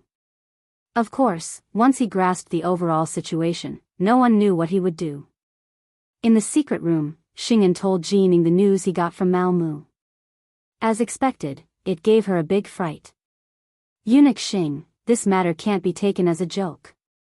General Shiheng said that Ingzong and hundreds of officials died in the battle, and his body has been found. How could there be another Ingzong? Jin Ying thought of everything that Shiheng reported in the imperial court that day, and said in a doubtful tone. Yes. I don't really believe it either, but Mao Mu said it with certainty. Otherwise, eunuch Jin can capture Mao Mu and ask him. Xing En also wasn't too sure, so he wanted to capture the eunuch who told them the news and torture him. Then, he would have no choice but to say it. After hearing this, Jin Ying was a bit tempted, but then she shook her head. No rush. If we capture Mao Mu now, I'm afraid that the so-called vanguard won't dare to appear rashly. Let's do it like this. Everything will go according to the plan you discussed before. Once the vanguard appears, we'll capture him and then interrogate him about whether Ingzong is still alive.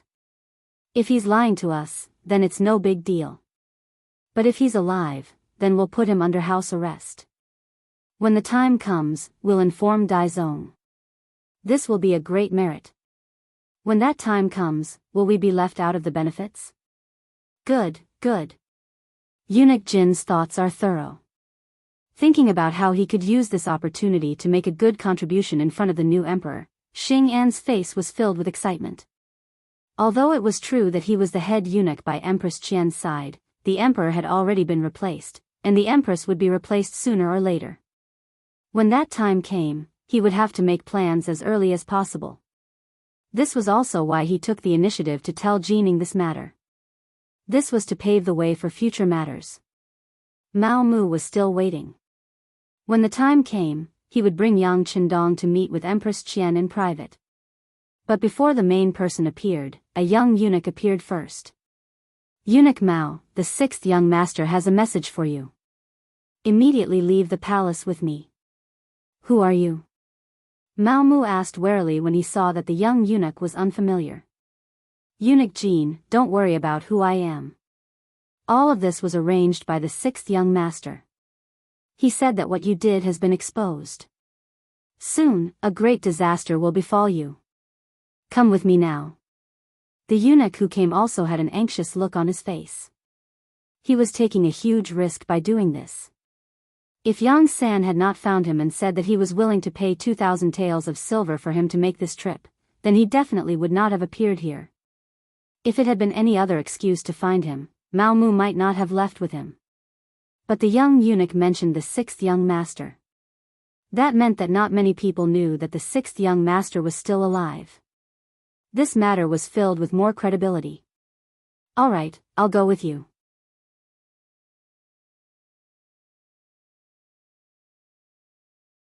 Chapter 154. Yang Family Manor. A carriage arrived outside the manor, and entered the manor without any inspection. As soon as it stopped, Hu Yan, Yang Duo, and Xiao Yin hurriedly came up to greet it. However, when the curtains were opened, only 2 women in palace-maid attire were revealed. Hu Yan, Yang Duo, Xiao Yin, greets the empress. After seeing the appearance of one of the palace maids, the 3 immediately bowed. There's no need to be so polite. Where is the Eastern commander? Empress Qian's face was filled with anxiety. After greeting the three women, she directly asked for Yang Qindong's location. He is. The young master is in the main hall waiting for the empress. Because he has some urgent matters to attend to, he couldn't come to greet you. Xiao Yin explained for Yang Qindong. No matter. I'll have to trouble you three to lead the way. Empress Qian didn't care whether Yang Qindong came to greet her or not. What she cared about was the news the palace maids told her. It was that Yingzong wasn't dead. Just this one sentence was enough for her to take any risk and meet anyone. Speaking of this Empress Qian, she was truly a good woman. She wasn't greedy for money or power. She truly loved Zhu Qizhen wholeheartedly and saw him as her husband, not some emperor or monarch. History recorded that Yingzong was captured by the Walla during the Tuma rebellion. In order to bring Yingzong back, Qian used up all of her wealth to redeem Yingzong.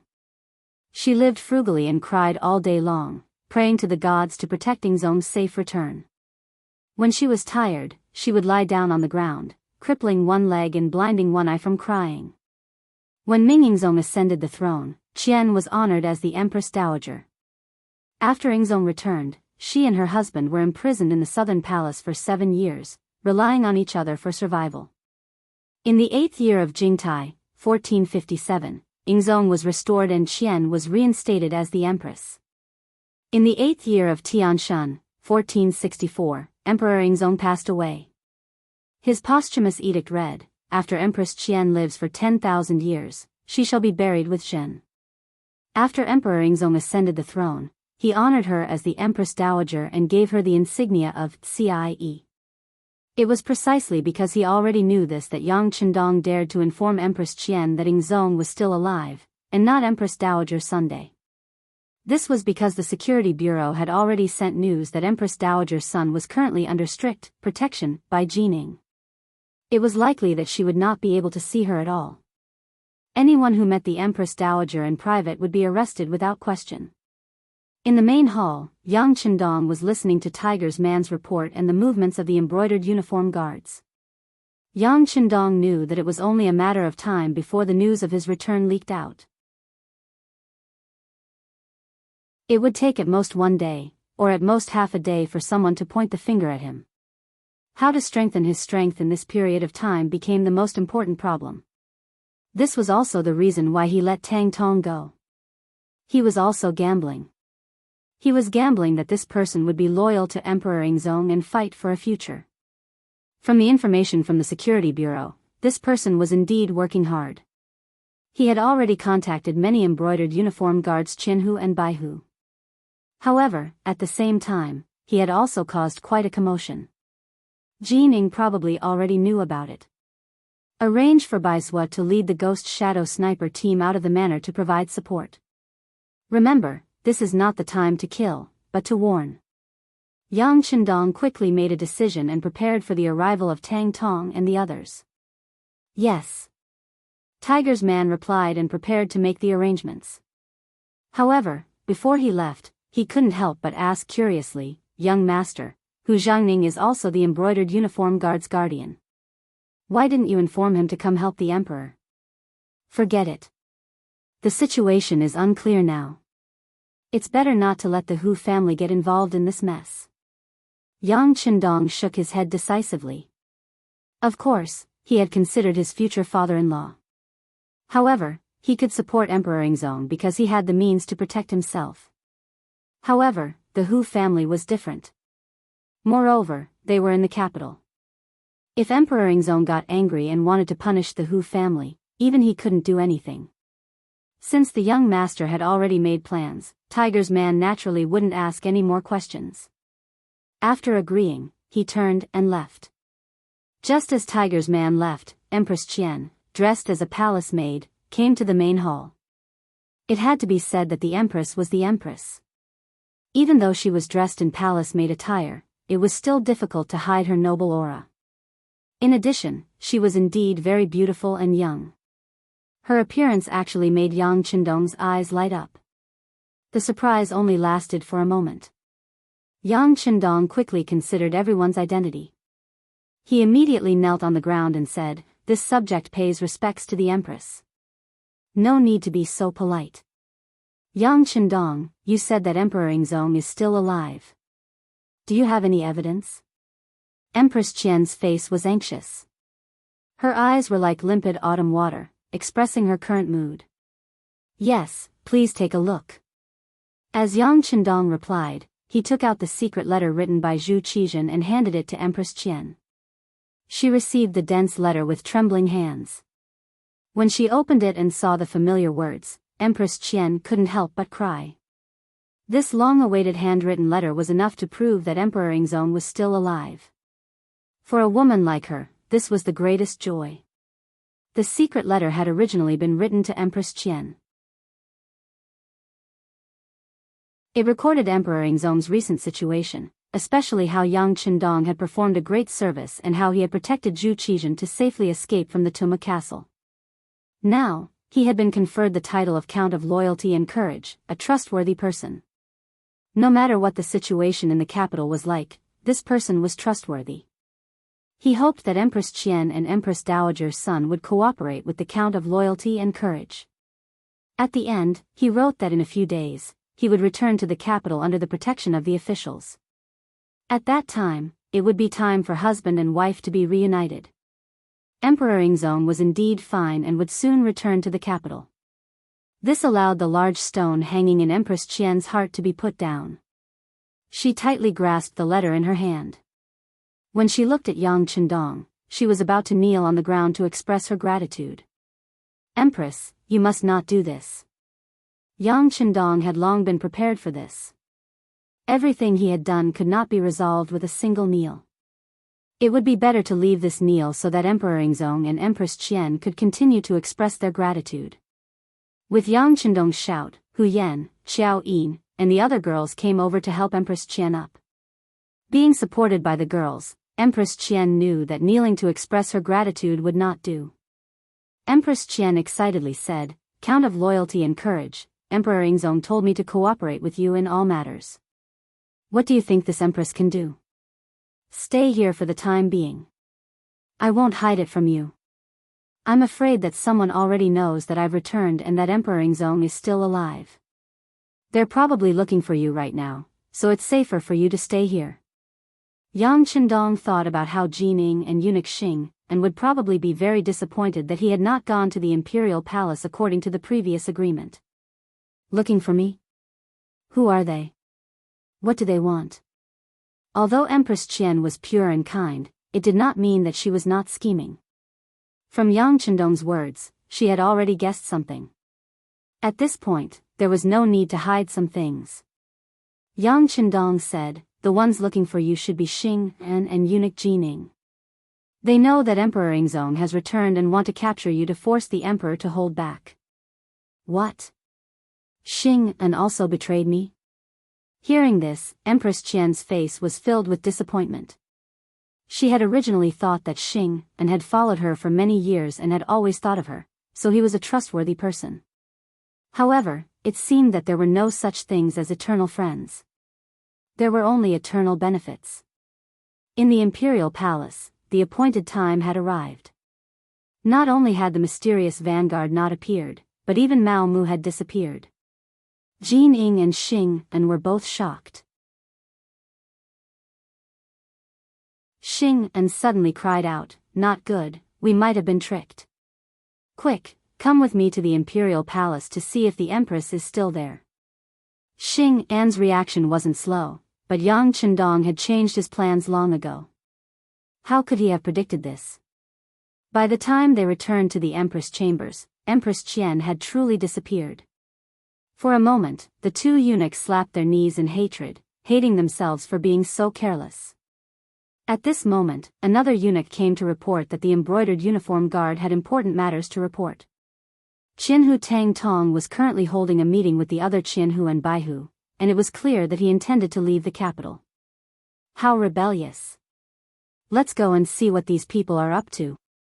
When Jining heard that even the embroidered uniform guard was beginning to disobey her, she was instantly furious. These series of events had already proven that Emperor Yingzong was still alive. Otherwise, what was the point of setting up such a large game of chess? Jining sensed that the situation was about to spiral out of control, so she hastily left the Empress' chambers and ran into an agent of the embroidered uniform guard. While they were still some distance away, the agent anxiously said, "Eunuch Jin, your subordinate has already investigated. Nearly 1,000 embroidered uniform guards have gone to the Yang clan manor 15 li south of the city." The Yang clan manor? Yang Chendong? He's actually still alive. When Jining heard this, she suddenly had a feeling of realization. She had been speculating about which vanguard Emperor Yingzong would send back to the capital. For this matter, she had already arranged for all the soldiers guarding the city to interrogate anyone who had come from outside, but they had found nothing. But if this person was Yang Chendong, then everything made sense. This person had never entered the capital, so how could she find him? Good, very good. Jining was not angry. On the contrary, she was rather happy. She had been afraid that she wouldn't be able to find this troublemaker. As long as this person was found, the matter would be easy to handle. She just needed to capture this person or directly kill him, severing Emperor Yingzong's foundation. Then, she would have rendered a great service to Daizong. Come. Gather 3,000 embroidered uniform guards and pursue them out of the city. We must exterminate Tang Tong and the other rebels. Not mentioning Yang Chendong was part of Jin Ying's selfishness. If she could suppress the news that this person had returned to the capital and that Emperor Yingzong was still alive, then it was best to do so. Following Jin Ying's command, the embroidered uniform guards became busy. Mobilizing 3,000 men in one go was impossible even if one did not want to be known by outsiders. Such a large movement quickly reached the ears of Cao Jixiang, the #1 eunuch in the ceremony directorate.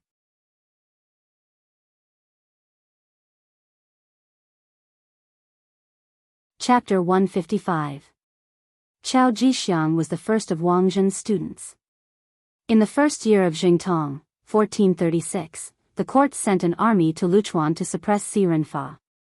Cao Jixiang served as an army supervisor. In the 9th year of Jingtong, 1444, Cao Jixiang participated in a punitive expedition against Wulianga. Together with Duke Qing Zhuyong and eunuch Lu Yong, he sent out troops. In the 13th year of Jingtong, 1448, he went to Fujian with Marquis Ningyang Chenmao to suppress the peasant uprising led by Deng Maoqi. He supervised firearms with eunuch Wang Jin. Every time he sent out troops, he would select some brave generals and nimble soldiers to serve under him. After he returned, he would raise them at home. Thus, there were many weapons and warriors hidden in his home. Because of his good performance, he was promoted to the position of first eunuch in charge of the ceremony directorate. In name, he held the right to mobilize the brocade guard in the East faction. However, this was only in name. In reality, regardless of whether it was during Wang Zhen's reign or Jin Ying's current reign, he was only in name. The only people he could mobilize were the 500 warriors hidden in his home. When this eunuch, who was nominally in charge of the brocade guard, heard the news of a large mobilization, he immediately sent people to investigate. He had always been very honest. Even though everyone knew that he was Wang Zhen's man, Jining did not immediately act against him. However, this did not mean that he was honest. He just lacked an opportunity to rise up. This powerful eunuch of the Ming dynasty in history, who had even participated in a rebellion, finally felt restless. Seeing that Jining had sucked up to Zhu Qiyu and become a powerful eunuch, Cao Jixiang did not immediately act. Instead, he waited. In his eyes, the situation in the court was not very clear. At the very least, the Walla people who had defeated Zhu Qizhen were a big threat. Before they were defeated, no decision could be considered completely correct. Since he could become a powerful eunuch, he had to be very scheming. It was during this period of waiting that things changed. He learned from his trusted aide that Yingzong might still be alive and that he had chosen Yang Chendong as the vanguard to return to the army. This news, for Cao Jixiang, who had been silent all this time, was very exciting. At the same time that he saw the light, his entire person became restless. Opportunities were called opportunities because they were rare and had to be grasped. Chao Jixiang was prepared to seize this opportunity. He immediately called over his nephew Chao Qin, his adopted son Chao Xian, and Chao Duo, and told them that he was prepared to help Yang Chendong. Chao Jixiang had always been known for his shrewdness, and there were even people who called him the youngest old fox. He was referring to the fact that even though he was young, he had great foresight. Since he had made such a decision, his subordinates would naturally raise both hands in approval. After reaching a consensus, more embroidered uniform guards and East faction guards started to gather. He had been the director of the East factory for several years. Although it was only in name, the truth was that Wang Zhen had always been in charge of the East factory. He also had to listen to Wang Zhen's instructions when making important decisions. But that didn't mean that Chao Jixiang didn't do anything. On the contrary, he had been secretly building his own system. Now that Wang Zhen was no longer around and the heavy stone on his head was gone, it was time for Chao Jixiang to show his strength. Soon, no less than 3,000 people from the Eastern faction and the brocade guards gathered and headed to the Xianxia village under Chao Jixiang's personal lead. Outside the Xianxia village, it was bustling with noise and excitement. Tang Tong led 1,000 embroidered uniform guards in front, while the commander of the embroidered uniform guards, Han Ji, led 3,000 embroidered uniform guards in pursuit. Behind them were the 3,000 embroidered uniform guards and East faction guards led by Chao Jixiang himself. They were like orioles following closely behind. The soldiers of the warden's office guarding the south gate of the Great Ming Dynasty looked at the large group of embroidered uniform guards and East faction guards walking out of the city.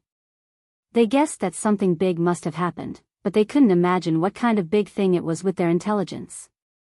On the road 5 li outside the Xianxia village, the Ghost Shadow sniper team hidden in the dense forest on both sides of the road were ready.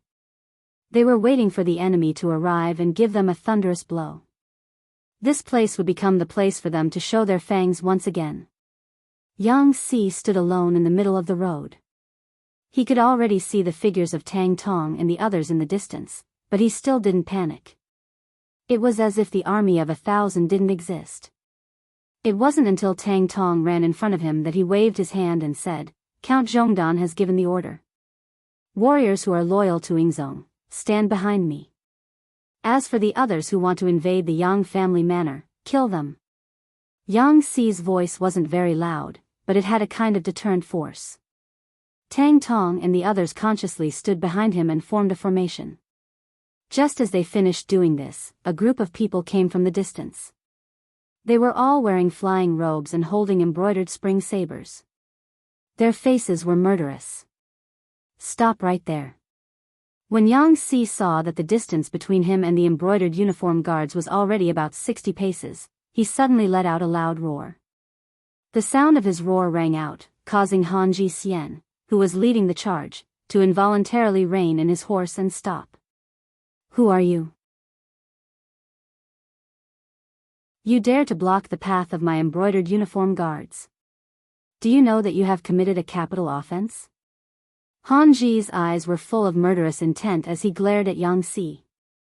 "In front of us is the private manor of Count Zhongdan. No one is allowed to enter without permission.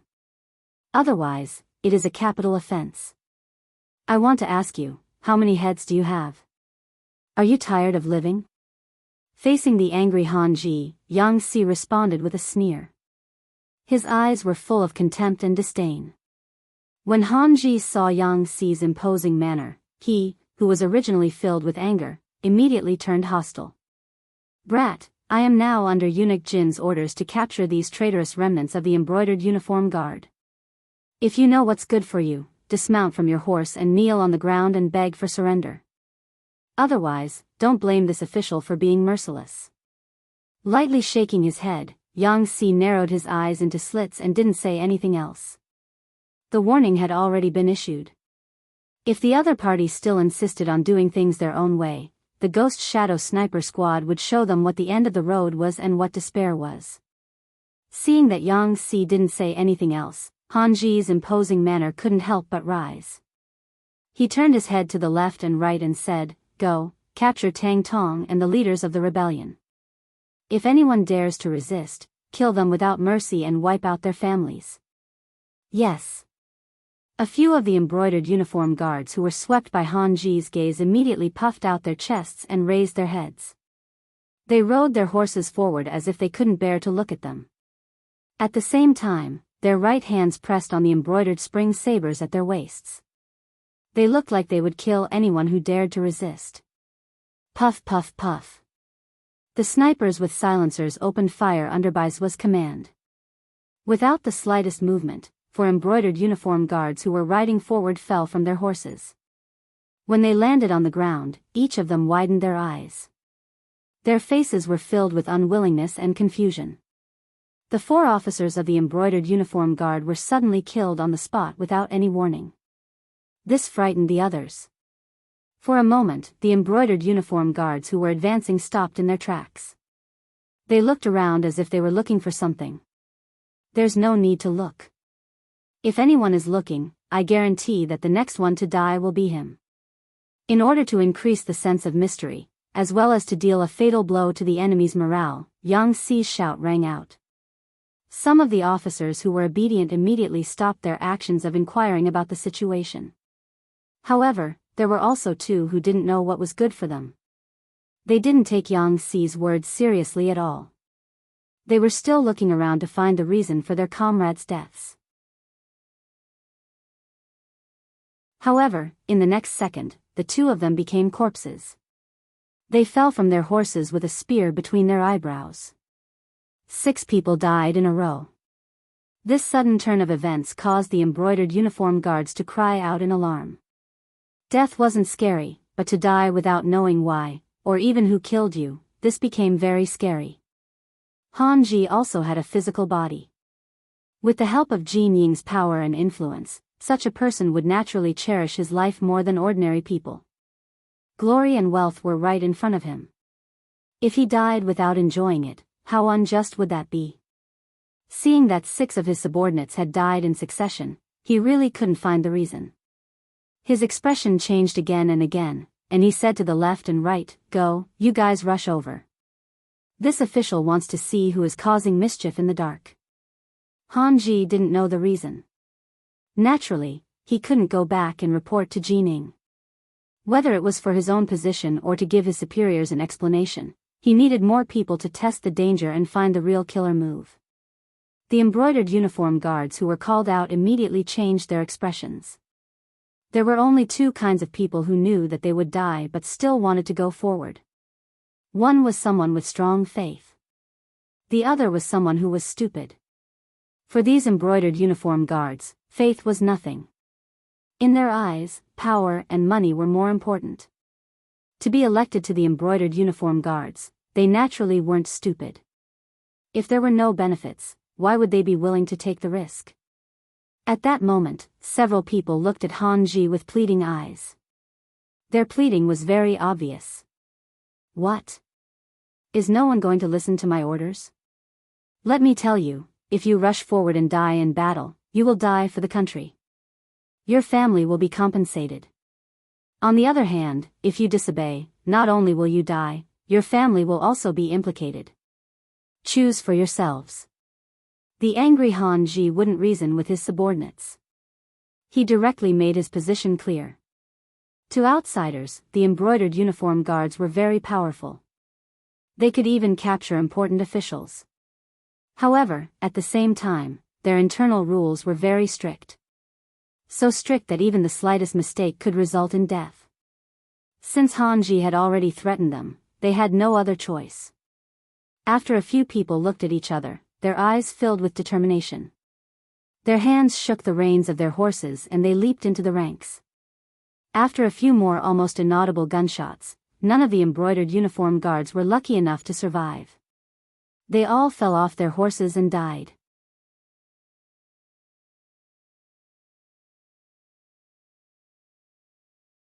Chapter 156. A few more people died, but they still didn't find anything out of the ordinary.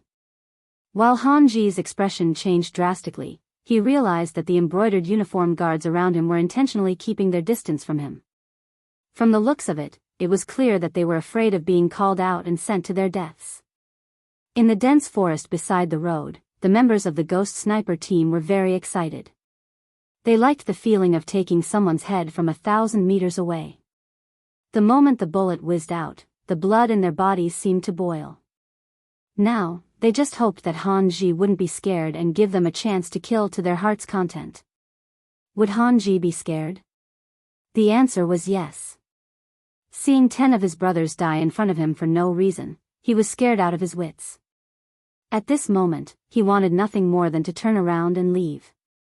If it wasn't for the fact that he didn't know how to reply to Jining, he would have disappeared long ago. In contrast, Tang Tong and the others were in high spirits. Although they didn't know why the enemy died as soon as they moved, they were sure that the person who did it in the dark was one of their own. With such a strong external aid, what else did they have to be afraid of? Now, they just had to watch the other party advance and die one by one. At the same time, many of the brocade guards who were hesitant about whether to follow Tang Tong were glad that they made the right choice. Report. Just as Hanji was in a dilemma and didn't know what to do next, a cavalry scout came from behind. As soon as he appeared, he got off his horse and knelt on the ground. Report to Master Han, Qiao Jixiang is leading 3,000 brocade guards to surround us. Qiao Jixiang. Hearing that someone was coming to surround them, Hanji didn't feel nervous.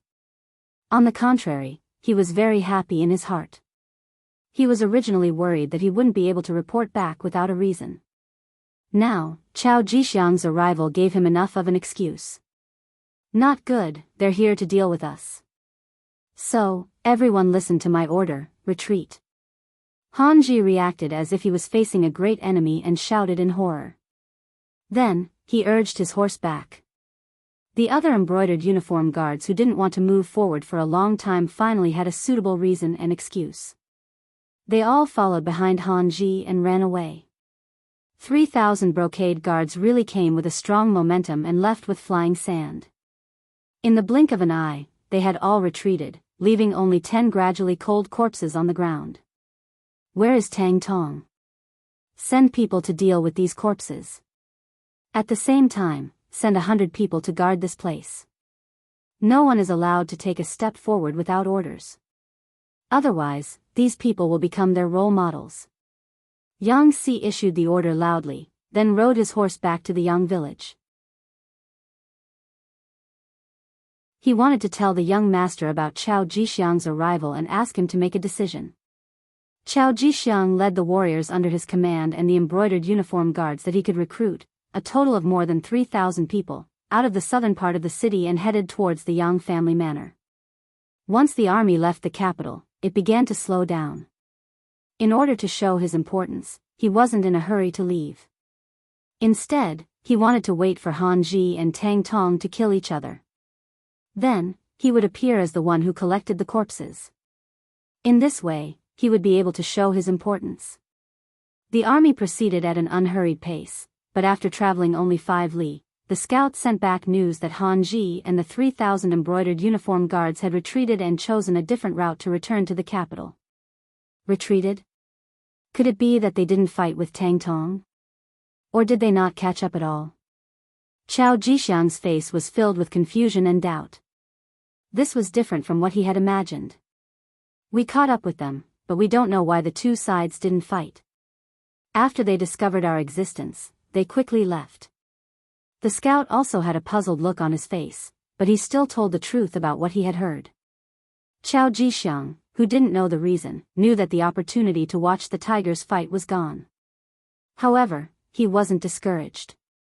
There were benefits to not fighting. For example, Tang Tong and the others were safe. This was also a good thing. He believed that he had the ability to devour this force. This way, he would be able to strengthen himself without suffering heavy losses.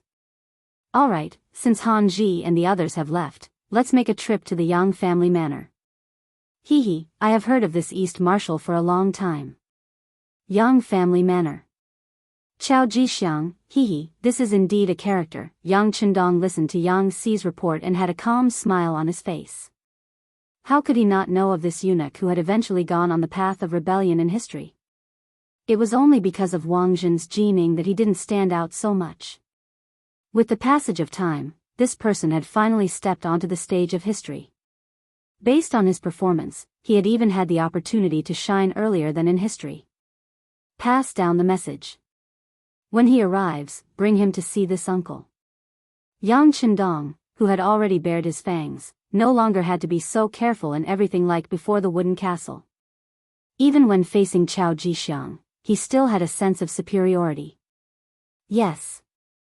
Yang Si cupped his fists in acknowledgement and left. Yang Qindong was left alone to think about what to do next. He could no longer hide the fact that he was the vanguard of the Ying sect. A dynasty was about to have 2 emperors. He really didn't know what choice everyone would make. And what choice would the acting sect master, Zhu Qiyu, make? Hanji led the 3,000 embroidered uniform guards back to the capital in a panic. As soon as they entered the inner city, they headed straight for the imperial palace. In the imperial palace, Jining had already told the newly ascended acting sect master, Zhu Qiyu, about the fact that Yang Qindong had returned to the capital as the vanguard of the Ying sect. She also told him about how he had already taken Empress Qian out of the palace. Zhu Qiyu's expression became somewhat panicked. His throne was not inherited from anyone, nor was it passed down orally like the other emperors. It was completely pushed to this position by the ministers who forced him to do something beyond his ability. He had originally thought that his brother, Zhu Qizhen, had died on the battlefield. That way, his throne would be rightful. But he had never imagined that he was still alive. What was the point of his throne then? Wasn't he being suspected of usurping the throne? Thinking of this, Zhu Qiyu tried to say to Jining, since royal brother is still alive, when he returns, we can give the throne back to him. Zhu Qiyu's answer disappointed Jining greatly. At the same time, she was shocked. If this was the truth, she could imagine what his fate would be. When the Ying sect left, he had told her to handle court affairs with another eunuch, Xing'an, the minister of appointments, Wang Ji, and the emperor's son-in-law, Jiao Jing. But now, not only had he taken over the other 3, he had also recommended Zhu Qiyu to be the emperor. If he was investigated, the result was obvious. Not only would she die, but everyone related to her would also not be able to escape. She absolutely could not allow Zhu Qizhen to ascend the throne again. After Jining made up her mind, she looked at Zhu Qiyu and said in a threatening tone, "Your Majesty, do you think this is borrowing something? If you don't need it, you can return it. This is the throne. Whether you are willing or not, you are now the acting sect master of the great Ming dynasty. Based on this, do you think that if he returns, he will spare you?" Ah. What should I do? Zhu Qiyu heard Jin Ying's words and immediately panicked. Zhu Qiyu was not a shrewd person. In terms of scheming, he was far from his brother, Zhu Qizhen. He was straightforward and had a low EQ. Sometimes, he didn't even know how to be flexible. In history, he had even openly bribed the officials for his son to become the crown prince. This could be seen. Now that he heard Jin Ying's threatening words, he was naturally shocked. Speaking of which, no one wanted to die. Zhu Qiyu was naturally the same. Especially after being the emperor for a few days, the people below were very polite to him. No matter what he wanted to do, they would obey. This feeling made him feel a little smug. Now, he had to give up all of his privileges and even bear the risk of losing his life. If it were anyone else, they would be afraid and reluctant to do so. Jining saw that Zhu Qiyu was a little scared and knew that her words had worked. While she was happy, she spoke her opinion and meaning. "Your Majesty, no matter how you obtained the throne, there is no doubt that it is legitimate. You were recommended by the officials and approved by Empress Dowager Sunday. Then, you are the current emperor of the great Ming dynasty. There is no doubt about this. If anyone has doubts, then they should be arrested and killed as an example to others." Arrested and killed? Zhu Qiyu repeated Jin Ying's words. "That's right, capture them and kill them. This way, no one will dare to say bad things about you." As for the matter of Emperor Ingzong returning to the court, I think we can make him the retired emperor, just like Li Yuan during the Tang dynasty. Wasn't he revered as the retired emperor by his second son, Li Shimin? In later generations, because Li Shimin was close to the government and loved the people, he was still revered as Emperor Taizong of the Tang dynasty. This is the example set by our predecessors. Ji Ning was not an ignorant and incompetent person. When she spoke of history, she was clear and logical. After Ji Ning's advice, Zhu Qiyu's expression became much better. He did not want to die. In order to live on and even live a better life, he could only let his imperial brother suffer. All right, then we will do as you say and honor my imperial brother as the retired emperor. However, I don't know how the officials will react. Will they support me? After all, I have only been the emperor for a few days. My imperial brother has been the emperor for more than 10 years. It's fine. As long as we give enough benefits, these officials will make the right choice, Ji Ning said confidently. Now that he had great power and Zhu Qiyu's support, he did not believe that anyone would dare to have any objections. Of course, he still prioritized roping in those who could be roped in. Ever since the Han dynasty revered Confucianism, the disciples of Confucianism were a privileged class and were high above the masses. They monopolized education and officialdom. They were decadent and fell. They were conservative and stubborn. However, they had great power. Even the emperor had to give face to Confucianism.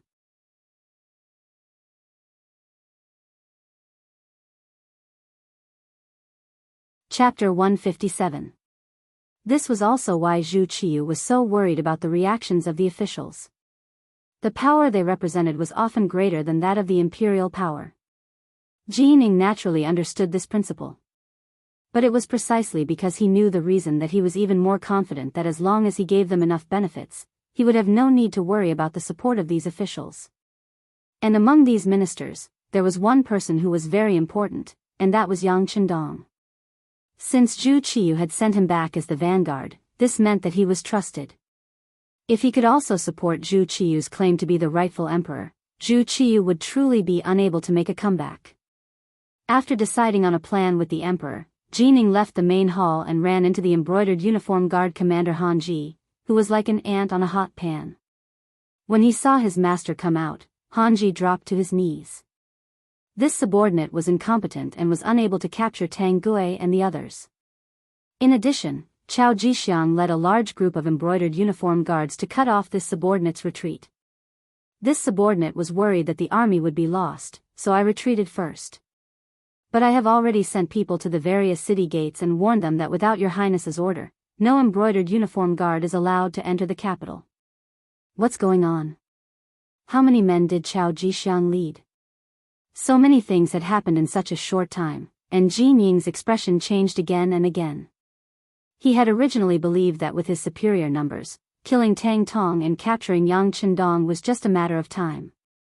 Once Yang Shima became a prisoner, he would no longer have a chance to negotiate with him.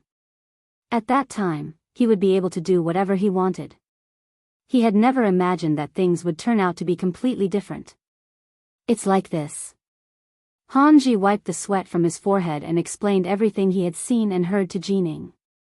When he heard that 10 embroidered uniform guards had been killed without a single sign and that no one had been able to find out who had done it, Ji Ning knew that it had to have been the work of those advanced firearms. He also understood that the report that Qian Sengbao had taken the Yang clan and was searching for firearms was false. By the time he had received the news, Qian Sengbao had probably already been dead. It seemed that the Yang clan truly could not be underestimated. With the advanced firearms, the Yangjia village was already impregnable. Now that they had Chao Jixiang's support, it was likely that they would become powerful. It seemed that this Yang Shima was really difficult to deal with. It would be impossible to defeat him without spending a bit of capital. All right, I got it. How about this? I will immediately report this matter to His Majesty. You lead the embroidered uniform guards and wait for my orders. After Ji Ning finished speaking, she turned around and walked towards the main hall of the palace. She found Zhu Qiyu again. My dear minister, is there something wrong? Seeing Jining appear, for some reason, Zhu Qizhen felt a burst of panic in his heart. Your Majesty, things are indeed a little unexpected. That Yang Chendong, who was just conferred the title of loyal and courageous Count by Yingzong, has a very powerful firearm in his hands. It can easily take a person's life within a few hundred steps. Just now, 10 embroidered uniform guards died in the hands of this firearm. As soon as Jining saw Zhu Qizhen, she made the situation sound very serious. If she didn't do that, she wouldn't be able to get his attention, and it wouldn't be easy to talk about the following conditions. There's such a thing? What should we do? Zhu Qiyu started to panic again. He really didn't expect that he would be so nervous as emperor. Don't worry, I'll say the same thing. Your Majesty, as long as we give the loyal and courageous Count enough benefits, it will be very easy for him to recognize you as emperor. Now, it's up to us to see how much capital we can spend, Jining asked tentatively. Although he said that he had great power now, when it came to conferring titles, it wasn't something that a powerful official like him could decide. All right, as long as he's willing to recognize me as emperor, I'll confer him a high official. My dear minister, what do you think will satisfy him? In order to become emperor, Zhu Qiyu's life would no longer be threatened. At this moment, he was also willing to spend a lot of capital. With Zhu Qiyu's attitude, Jining breathed a sigh of relief. Your Majesty, since Yingzong can confer him the title of Count, why can't we confer him the title of Marquis? As long as we show enough importance, I'm sure that Yang Chendong will be indescribably grateful. At that time, he'll naturally follow your lead. When that time comes, Yingzong will really have no one to rely on. Confer the title of Marquis? That's fine. I'll leave this matter to you, my dear minister. Zhu Qiyu only hesitated for a moment before agreeing. Although there was a saying in the Great Ming Dynasty that one couldn't be conferred a title without military merit, since imperial brother Zhu Qizhen had already conferred the title of Count, it shouldn't be too much for him to promote him. On the official road 5 li away from Yang Manor, Chao Jixiang rushed over with his army of 3,000. What he saw was a man dressed as a servant riding on a tall horse blocking the road. Behind him were 100 embroidered uniform guards wearing flying fish robes. The formation was placed in front of him, but it was completely unwelcoming. There wasn't the slightest bit of welcome. This caused Chao Jixiang to be dissatisfied. His nephew, Chao Xian, was flustered and exasperated as he shouted, "What are you doing? Don't you recognize Lord Chao?" During Wang Zhen's reign, Chao Jixiang was the first eunuch in charge of the ceremony directorate. In name, he was in charge of the Eastern faction and the embroidered uniform guards. His subordinates naturally recognized him. However, after witnessing Han Ji's defeat, they were filled with confidence in their loyalty. Even if their immediate superior appeared, no one would feel afraid. Chao Xian roared, only to be met with silence. After a while, seeing that no one spoke, Yang Si chuckled and said, "What's wrong? Brother, are you trying to scare someone? F***ck, who are you?" Chao Xian felt that he had lost face. He pulled out his embroidered spring saber and pointed it at Yang Si. The threat was obvious. Is no one going to take care of you spouting shit? Yang Si's expression also darkened. He looked at the leader, Chao Jixiang, implying that his subordinate was speaking rudely, but as the master, he was not going to take care of him. Facing Yang Si's gaze, Chao Jixiang acted as if he did not see it. He raised his head slightly and looked at the sky above, as if he was sighing about the good weather today. Ding! A crisp and deafening sound suddenly rang out. The embroidered spring saber that was pulled out was struck by the spear and fell to the ground. Chao Xian, who was holding the saber, also staggered and almost fell off the horse. Who is it? The sudden change caused all the embroidered uniform guards to be extremely alarmed. The foster sons of Chao Xian and Chao Duo even stood on the left and right of Chao Jixiang, and they looked around with the intention of clearly seeing where the threat came from. There is no need to look. If I want your little lives, it is merely a matter of raising my hand. The corner of Yang Xi's mouth curled as he coldly snorted when he saw Chao Jixiang and the rest acting as if they were facing a great enemy. When his voice fell, it also attracted the laughter of the 100 embroidered uniformed guards behind him, including Tang Tong. The mocking laughter entered Chao Xian's ears, causing his face to flush red. He felt that he had lost all face. In a fit of anger, he wanted to charge forward. However, he had just taken a step forward when the warhorse under him was suddenly startled. It then fell to the ground with a plop. Chao Xian, who was unprepared, was thrown to the ground. When he fell off the horse, he rolled a few times. His body was covered in dust, and his face was pale as he stood foolishly on the spot. Do you see? If I wanted to take your life, you would have been a dead man just now. It was only because Count Zhonghua thought that you were all wholeheartedly serving the public that he showed mercy. However, if there is anyone who refuses to accept this and wants to provoke me, then I won't be polite in the slightest. If you don't believe me, you can try. Pointing at Chao Xian, who was crawling up from the ground, Yang Xi's words were no longer merciless. This time, there was no one who didn't believe him. Although there were still some people who didn't accept this, they suppressed the impulse in their hearts. This was because they knew that if they didn't act properly, it was very likely that they would end up dead on the spot. Chao Jixiang, who was originally calm and waiting for Yang Chendong to appear, was no longer as relaxed as before. When he looked at Yang Xi again, he first pushed away Chao Xian and Chao Duo who were protecting him. Then, he mounted on his horse and cupped his hands together. This brother, I am Chao Jixiang. I have something to discuss with Count Zhonghua. Please pass on the message. Humph. Wouldn't it have been fine if you had done this earlier? All right, wait for me to report to Count Zhonghua. Yang Xi had long expected this kind of result. He cupped his hands together and spoke with a trace of politeness.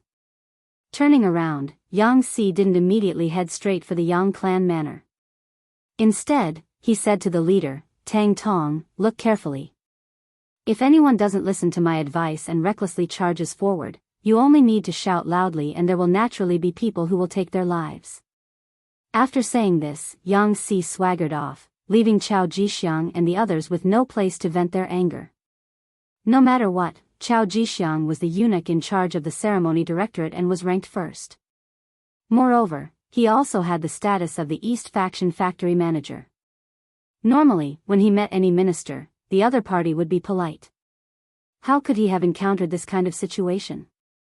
Even if Yang Chendong had already been conferred a noble title and became Count Zhonghua, there were still many people in the Great Ming Dynasty who had a noble title.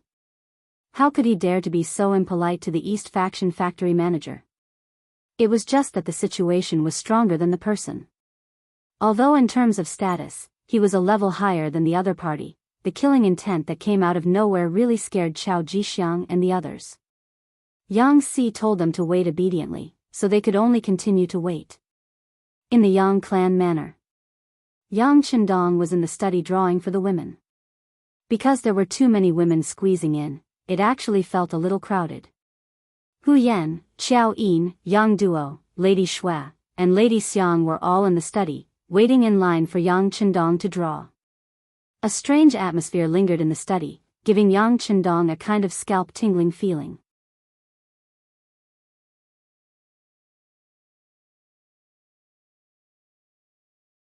Chapter 158. Among the 5 women, Hu Yan and Yang Duo were in the same group. Their gazes were the most direct, sweeping over Xiao Yin and the other 2 women from time to time, giving people the feeling that they were scanning their bodies. Because of their backgrounds, Hu Yan and Yang Duo had more in common. In their opinion, it wasn't that a man couldn't marry a concubine, but he should at least respect the first wife, right? Obviously, Hu Yan should play the role of the first wife. Xiao Yin and Madame Shui were in the same group. They were all people who had served Yang Chendong before, and they had the same experience of serving him. Naturally, their hearts were closer. However, when they faced Hu Yan's gaze, they still felt a little unnatural. Perhaps they also knew that with their backgrounds, it was impossible for them to be the first wife of the 6th young master. To be able to become a concubine was already a blessing from their ancestors. The last of the 5 women, Madame Xiang, felt uncomfortable standing there. She was extremely careful when she spoke and walked. Her background wasn't good, and she hadn't been recognized by Yang Chendong. Logically speaking, she shouldn't stay here. However, after experiencing the previous incident, she didn't want to let go of this relationship. So what if she was looked down upon? In short, this time she definitely wouldn't back down. Even if she had to refuse, she would do it on Dong Shuai's bed.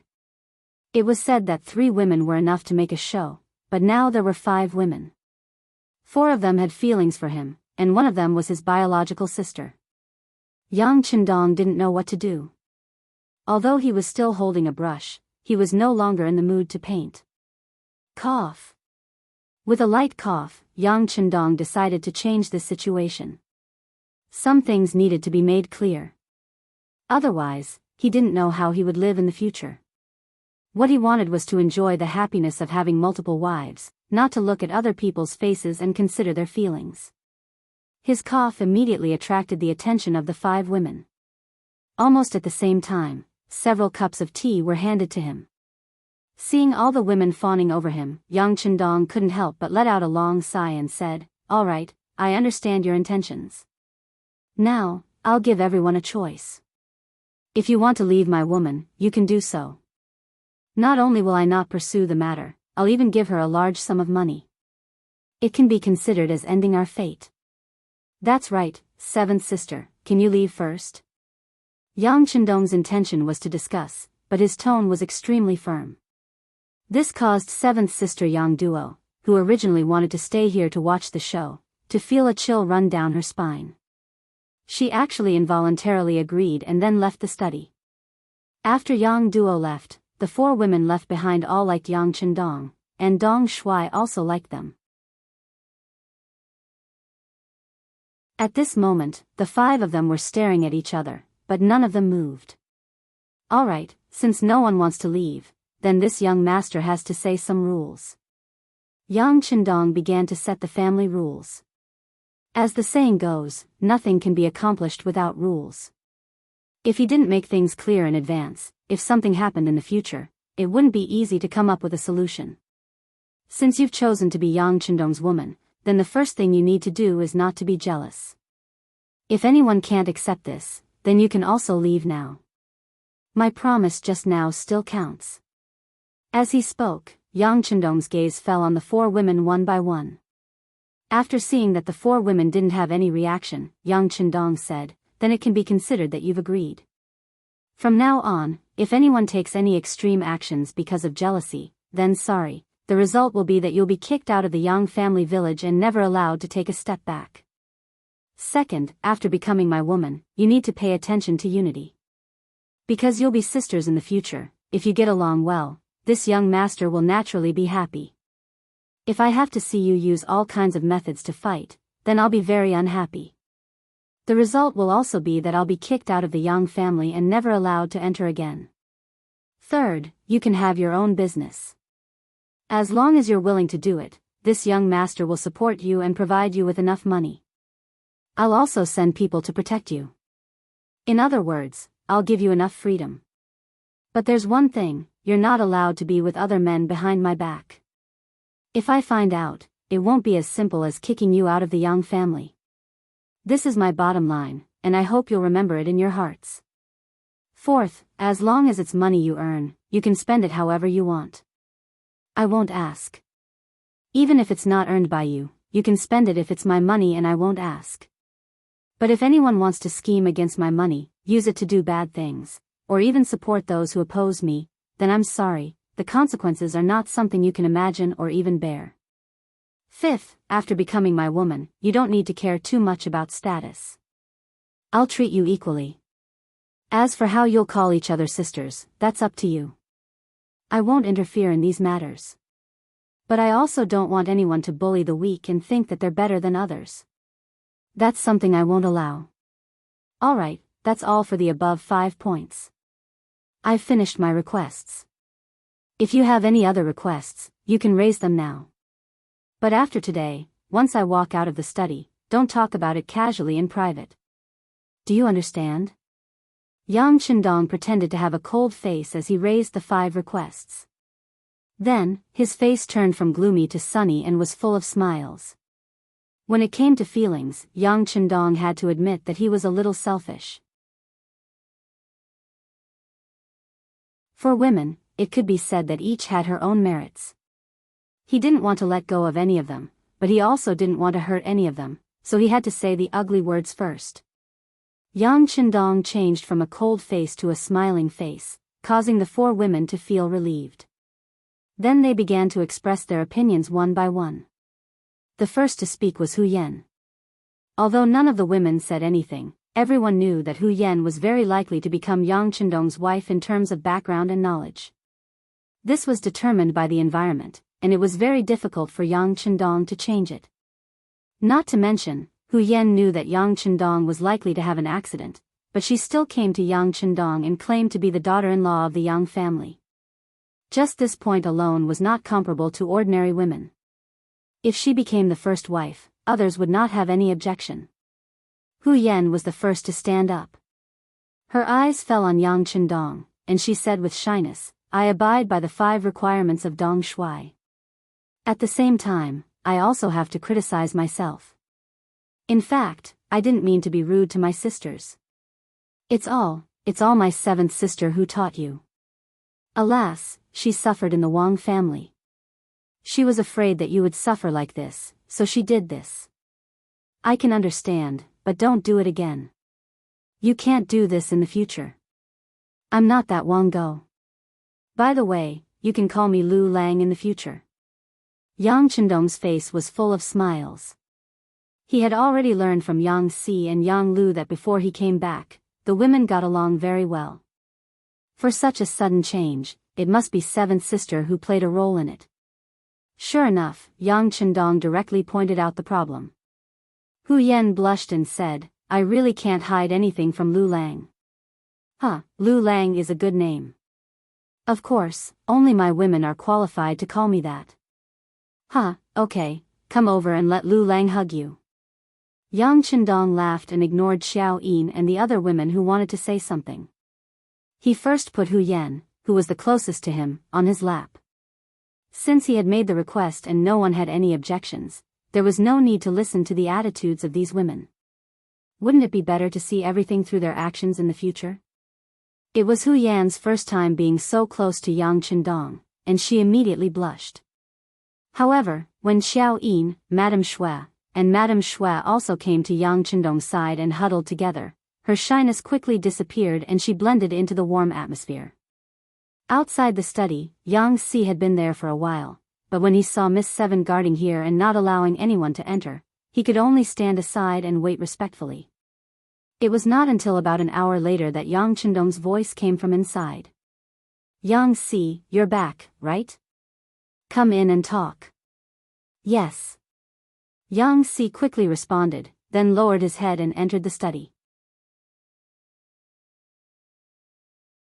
As soon as he entered, he said without even raising his head, "Young master, the Ghost Shadow Sniper team frightened Xiao Jixiang. They are now 5 miles away from the manor, waiting for young master to meet them." Well done. How about this, let Xiao Jixiang enter the manor and allow him to bring 2 embroidered uniform guards with him. Remember, 2 people at most. If he doesn't want to, he can go back to where he came from. Yang Chendong waved his hand, not treating Xiao Jixiang as an important person at all. Understood. Yang Si responded, then turned and left. He could only bring 2 attendants. Whether Xiao Jixiang would agree or not was not within his scope of consideration. He only needed to listen to the young master's orders. At this time, Xiao Jixiang was already impatient. After more than an hour, he still did not see Yang Si return. If he rode a horse from here to the Yang Manor, it would only take a moment for him to go back and forth. However, after such a long time, he still did not see Chu Li, which made him feel like he was being played. However, although he was impatient, he still could not leave. After all, if he wanted to contact Zong, he could only find Yang Chendong. Thus, even if he was angry, he did not show it on his face. His nephew, Wuxia Xianxia, had already patted off all the dust on his body. He felt embarrassed as he stared at Tang Tong and the 100 embroidered uniform guards opposite him. If eyes could kill, Jia and the others would have died many times over. "Uncle, why don't we kill our way into the manor and capture Yang Qindong alive? I don't believe that he won't tell us where Yingzong is." Wuxia Xianxia, who wanted to regain his face, saw that Yang Si was not coming back, so he impatiently suggested to Chao Jixiang, "You're tuning in to the Carefree Valley YouTube channel. Don't forget to subscribe and join us on this journey to catch the most captivating stories."